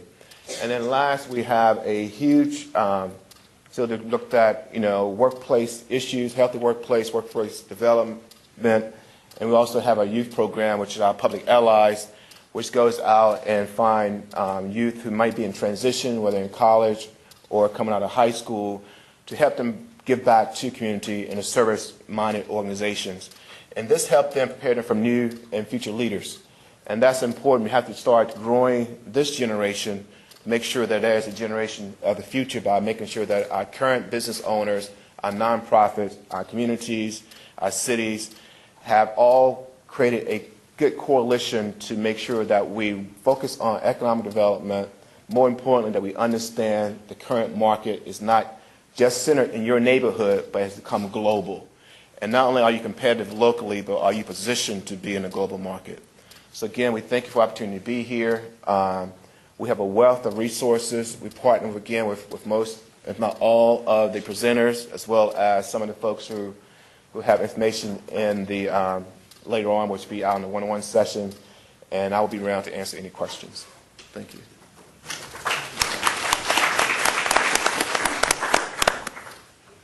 Victor, thank you. Our next presenter is from the U.S. Economic Development Administration. Please welcome Ms. Robin Cooley. Thank you. I appreciate the opportunity to be with you here today and to share some information on our programs. Again, my name is Robin Cooley. I'm with the U.S. Department of Commerce's Economic Development Administration, and I am the agency's representative covering North and South Carolina, and my job is to help potential applicants understand what our programs are, understand how to apply for the programs, and to hopefully help you successfully utilize those services and to get you from project development through grant award. We are a customer service oriented agency. We can provide you with technical assistance and guidance all the way through the process, and I will have some flyers and some business cards and things with me. I'll be part of the Funders Fair here afterwards, but I will talk a little bit about our programs. We accomplish our mission of economic development through publicly owned infrastructure, publicly owned facilities, and capacity building investments that are designed to create or retain higher wage, higher skilled jobs and attract private capital investment to communities experiencing economic distress. So for-profit entities and individuals are not eligible applicants for our assistance. And anything that we build would need to be owned, operated, and maintained by one of those eligible applicants. Our eligible applicants for funding include states, cities, and political subdivisions of a state, institutions of higher education, public or private nonprofits working in conjunction with units of government, Indian tribes, special purpose districts like your water and sewer authorities, and EDA's designated economic development districts, which are typically the councils of government in most locations. As I mentioned, we do work in areas of economic distress, and for our public works and economic adjustment programs, we do have some eligibility thresholds that I will mention. The regulations state that when an application is received, it should be located in an area that either has a 24-month average unemployment rate that is at least 1% above the national 24-month average unemployment rate, or has a per capita income that is 80% or less than the national per capita income, And if you don't meet either of those standards, there is a special need category, which includes a laundry list of things such as job losses due to closures and layoffs, out-migration, underemployment, disasters, BRAC. I mention those things not to panic anybody. I mean, it's something you would need to be aware of if you're applying for funding, but given the economy and the way things have been lately, virtually anybody can probably find some way to meet that eligibility threshold in some fashion, but it's something to keep in mind. We have a number of programs that we've had in place for the 45 or more years of our existence. The majority of our money is construction funding, so primarily bricks and mortar dollars. Most people are interested in looking to build something. And our most popular program, or the money where the majority of the construction money is going to be our Public Works program. And through that program, we support construction, expansion, or upgrade of essential public infrastructure and facilities designed to support job creation and private investment. This would not be speculative development, so it's not going to be the build it and hope somebody comes at some point. Typically, the most competitive applications will involve commitments from beneficiaries. So say you have a business or industry that wants to locate, an existing business or industry that would like to expand, an existing industry that would like to retain jobs and needs some sort of public improvement to make that possible. We have done water lines, sewer lines, water tanks, pump stations, treatment plants, road work. If it's a publicly owned infrastructure, we can consider that. That's necessary for that industry to locate and create those jobs. And the industry, in turn, writes a letter committing to creation of jobs in the next 3 to 5 years and investment they plan to make in their own building and facilities to help show what the impact of that proposed infrastructure would be. We've also done a lot of buildings for workforce training facilities at the technical colleges. Again, industry, they usually include commitments from industries indicating jobs and investment that are needed in the next 3 to 5 years. They need so many people, they plan to hire so many people, and they need trained workers. The community college needs somewhere to train those people, and they need our assistance to help construct that building. We've also built building and renovated buildings to house small business incubators. We've been in the incubator business since the 60s. This is not new for us, but we certainly do a lot of those, and that is as close to speculative development as we typically get. Given the nature of what it is, you don't have anybody to commit to jobs. You're trying to create those entities, and so we would look for some feasibility information to show that our applicants have done the due diligence, that they would be able to fill it likely if we were to build it, that they could operate it and cash flow it, so if we were to build it, it would actually continue to operate, and then how they were going to operate the facility. And we've done incubators from the lifestyle mom and pop stuff all the way up to your high-tech college facilities like ICAR in Greenville, things like that, where we've done technology, advanced manufacturing, and technical incubator facilities as well. So that's those are examples of a lot of the things we've done. We've also done work at airports. We've done work at seaports. It's a matter of connecting it to jobs and investment. Our economic adjustment program does a lot of construction activities, but it can also do non-construction related things like planning and technical assistance activities. It's designed to help regions experiencing adverse economic changes that have either occurred suddenly or over time.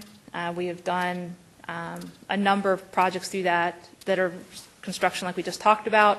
Or here lately we've had a number of special initiatives that we have funded, either multi-agency initiatives, as Patrick had mentioned, our Rural Jobs Accelerator Challenge, which went out earlier this year, which was EDA, USDA, ARC, and the Delta Regional Authority, or DRA, as a combined multi-agency initiative to fund projects nationwide.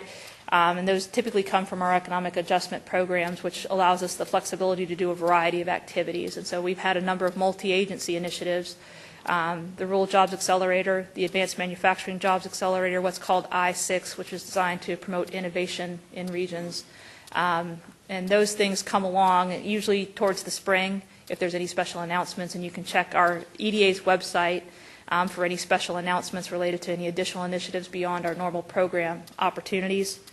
Other popular programs include our planning and local technical assistance programs, where we can do a variety of planning efforts, feasibility studies, market analysis, cluster studies, various other activities that are designed.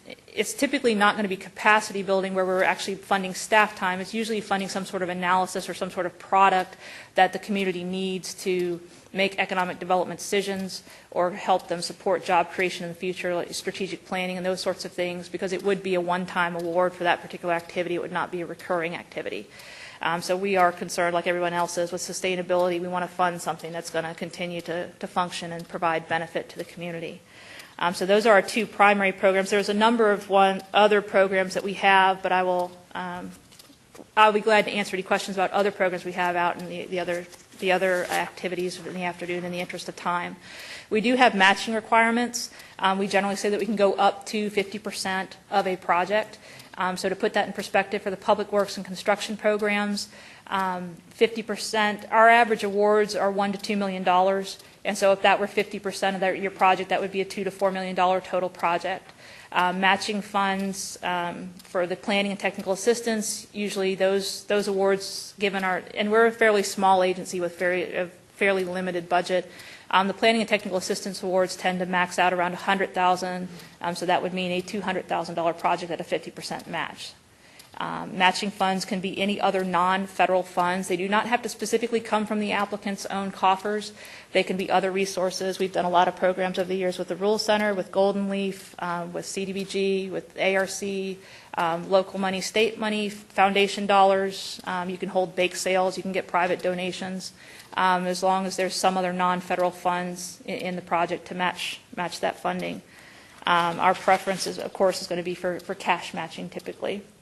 We have a number of investment priorities that we look at when we fund projects, and any project we fund should meet at least one of those priorities: regional innovation, public-private partnerships, environmentally sustainable development, economically distressed and underserved communities, global competitiveness, whether you're working with foreign foreign companies who are going to invest here, whether any of your companies export products, those sorts of things, in terms of looking at how your project would meet the agency's priorities. The applications, in terms of locating them, the application form itself can be found on grants.gov. Anyone can go to grants.gov and download those applications. You don't have to be registered there, but you can go there and locate those. You can search by the Catalog of Federal Domestic Assistance number. That is the fastest way to find it, the CFDA number. And I'll be glad to help anybody figure out how to locate those applications. We accept hard copy or grants.gov submissions. The Public Works and Economic Adjustment programs are on a specific deadline. The next deadline for funding for those programs is September 14th. The remaining deadlines will be December, March, and June. Short-term planning and local technical assistance do not have any deadlines. So if you are interested in applying, please feel free to contact me. I can give you as much technical assistance as you would like to have, and it's to your advantage to take advantage of that resource so that you can be successful in completing any applications. Thank you so much. Folks, before you leave, you did exactly what I was going to ask, which is a round of applause for all of our panelists. We have about 10 minutes left for the Q&A section, and I trust some folks here still have some questions, so I'm going to try to move it swiftly. Please just stand. I'll recognize you. State your name, your organization, and where you're from. Any questions? There does not appear to be any questions, but I'm sure there's a huge need. By a show of hands, could you tell me who among you, okay, I'll get to that. I'll get to your question next. But who among you feel that you personally or your organization has too much money to work with? Who among you feel that the eastern part of the state does not need economic development? So I see no hands, so I'm sure there are a lot of questions you just didn't ask yet. And if you don't think of them at this moment, there'll be another opportunity during the one-on-one. I encourage you to check their websites and get engaged. I know personally from my contacts with some of these folks, I'm going to get to you, with some of these folks that they have money that they have difficulty getting out to the east. And we need to fix that problem. Yes, sir, you were first. Please stand and speak loudly so everyone can hear you. Hello. Larry Christopher, I'm from Halifax Community College, and this is directed to Robin. In the community college, Halifax County, economically depressed area. Can you expand on advancement? In terms of, program, because you talked about, I don't necessarily need to create a building, but we could use our support of being from an economically depressed area with limited resources. We can't really have a shop on campus.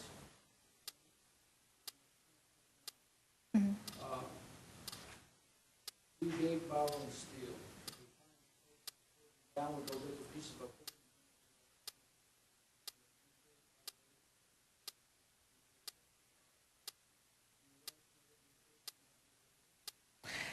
okay, with our programs, as I mentioned, the majority of our funding is bricks and mortar type dollars. So in general, we tend to build buildings or renovate buildings to actually house the workforce training facilities. If we do equipment, it is typically a very limited incidental piece of most of the projects that we do. As far as advanced manufacturing, we don't have a separate program within our normal programs to handle advanced manufacturing. Specifically, we did have earlier this year an Advanced Manufacturing Jobs Accelerator Challenge, which was a specific initiative with multiple agencies, again, to accomplish a large, comprehensive impact in the advanced manufacturing field for a community through specific scopes of work for each agency. I believe it was EDA, it was ETA, it was the Department of Energy, and a number of other. There were 5 funding agencies involved in that effort to do a very comprehensive advanced manufacturing approach, and that may have provided some opportunities to allow for additional equipment purchases under that program.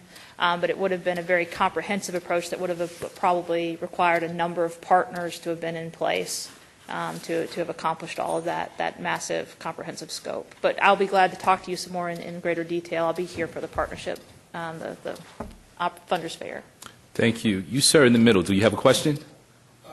Yes. Please stand.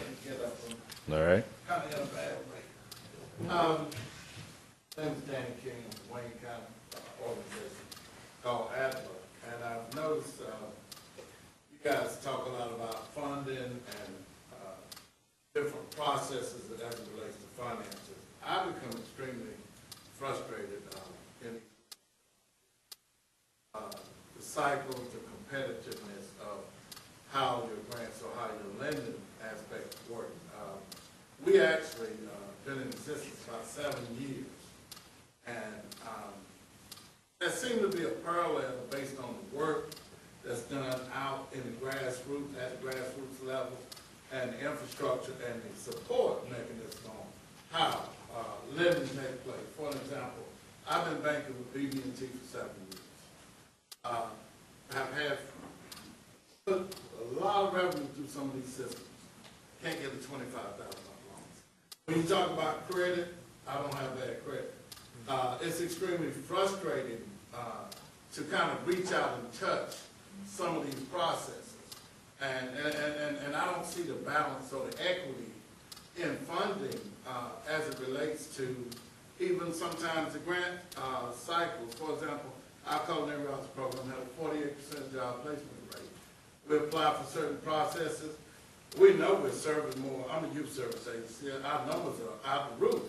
But sometimes funding, it just doesn't, I don't see the fairness in it sometimes, because I can walk by organizations with 30 or 40 people in my doors are bursting up now to turn people away almost. And then when, we can all make a benchmark and a measurable objective looks a certain way, but are you actually delivering the service?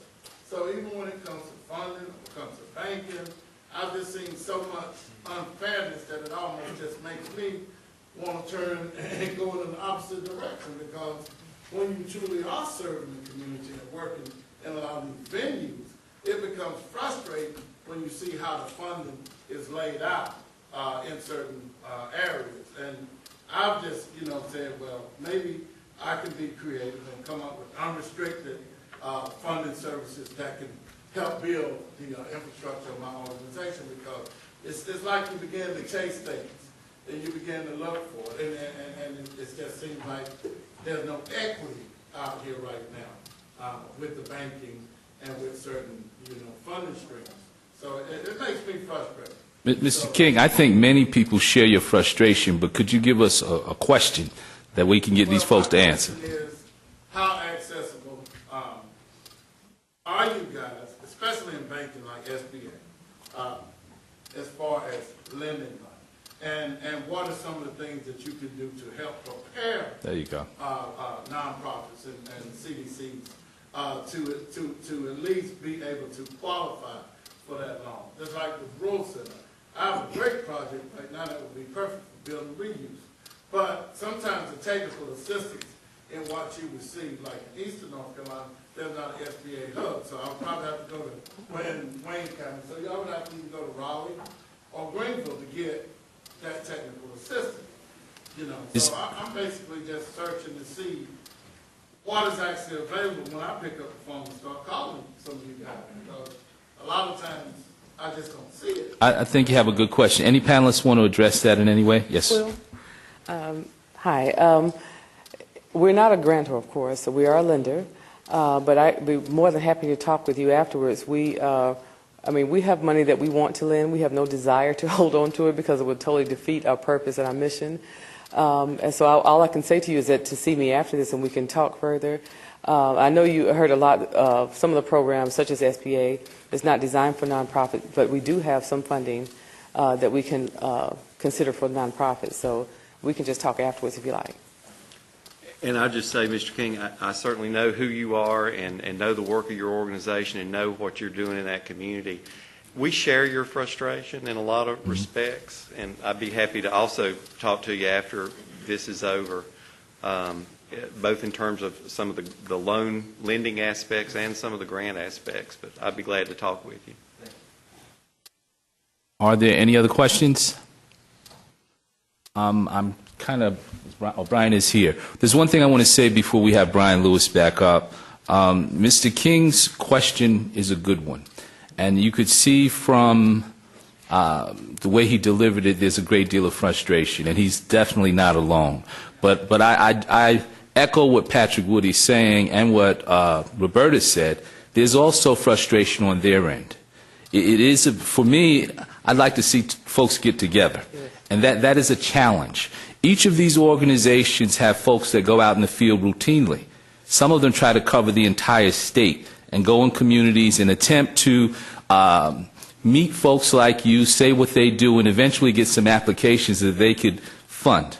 But it's a challenge. I think the answer, though, is not just with these panelists. The answer is out here with us, out here in the field. And we need to come up with ways to craft our questions in a way that they understand and build our capacity if that is needed so that we can get money, whether it's grants or loans. I'll say this last thing and I'm going to sit down, Brian.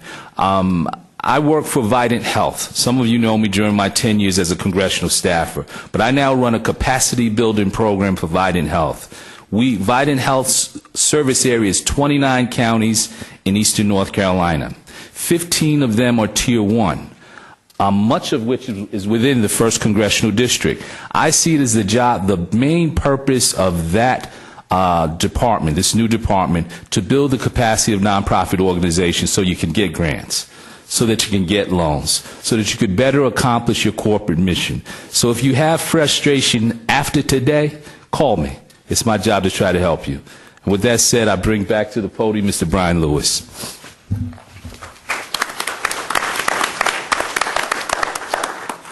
Thank you, Mr. Mallison, and I'd just like to express, a special thank you to all of our panelists for just helping to, make this a tremendous event and educating our participants on some, very important needs here for our district. I cannot thank you enough, and I also would like to thank Mr. Mallison for assisting us today and also providing some very helpful information as well, and you're much appreciated. At this time, all of our panelists, you can exit to the left of the stage. We will be transitioning into lunch. GK's Catering has provided box lunches for everyone, so you have the option of a chicken salad box or a turkey box lunch. Like I said, I just ask that you take one. You will be able to eat in the atrium area. There's an outside patio I'm sure you don't want to sit out there, though, and burn up in this heat, so I wouldn't suggest that. But also, you can eat in the conference room. So those rooms are open to you. Starting at about 12:15, we're going to move into our participants, our presenters fair. And essentially, as I explained earlier, it'll give you an opportunity to walk around the atrium area. Each one of these agencies that you've heard from today, in addition to some others, are out there who are able to answer questions and share more information with you that you're interested in. And it's a good opportunity for you to express your own interest with these individuals and get some questions answered that you would like as well. So at this time, we're going to bring this panel discussion to a close, and you all enjoy your meals. Thank you so much. I appreciate it.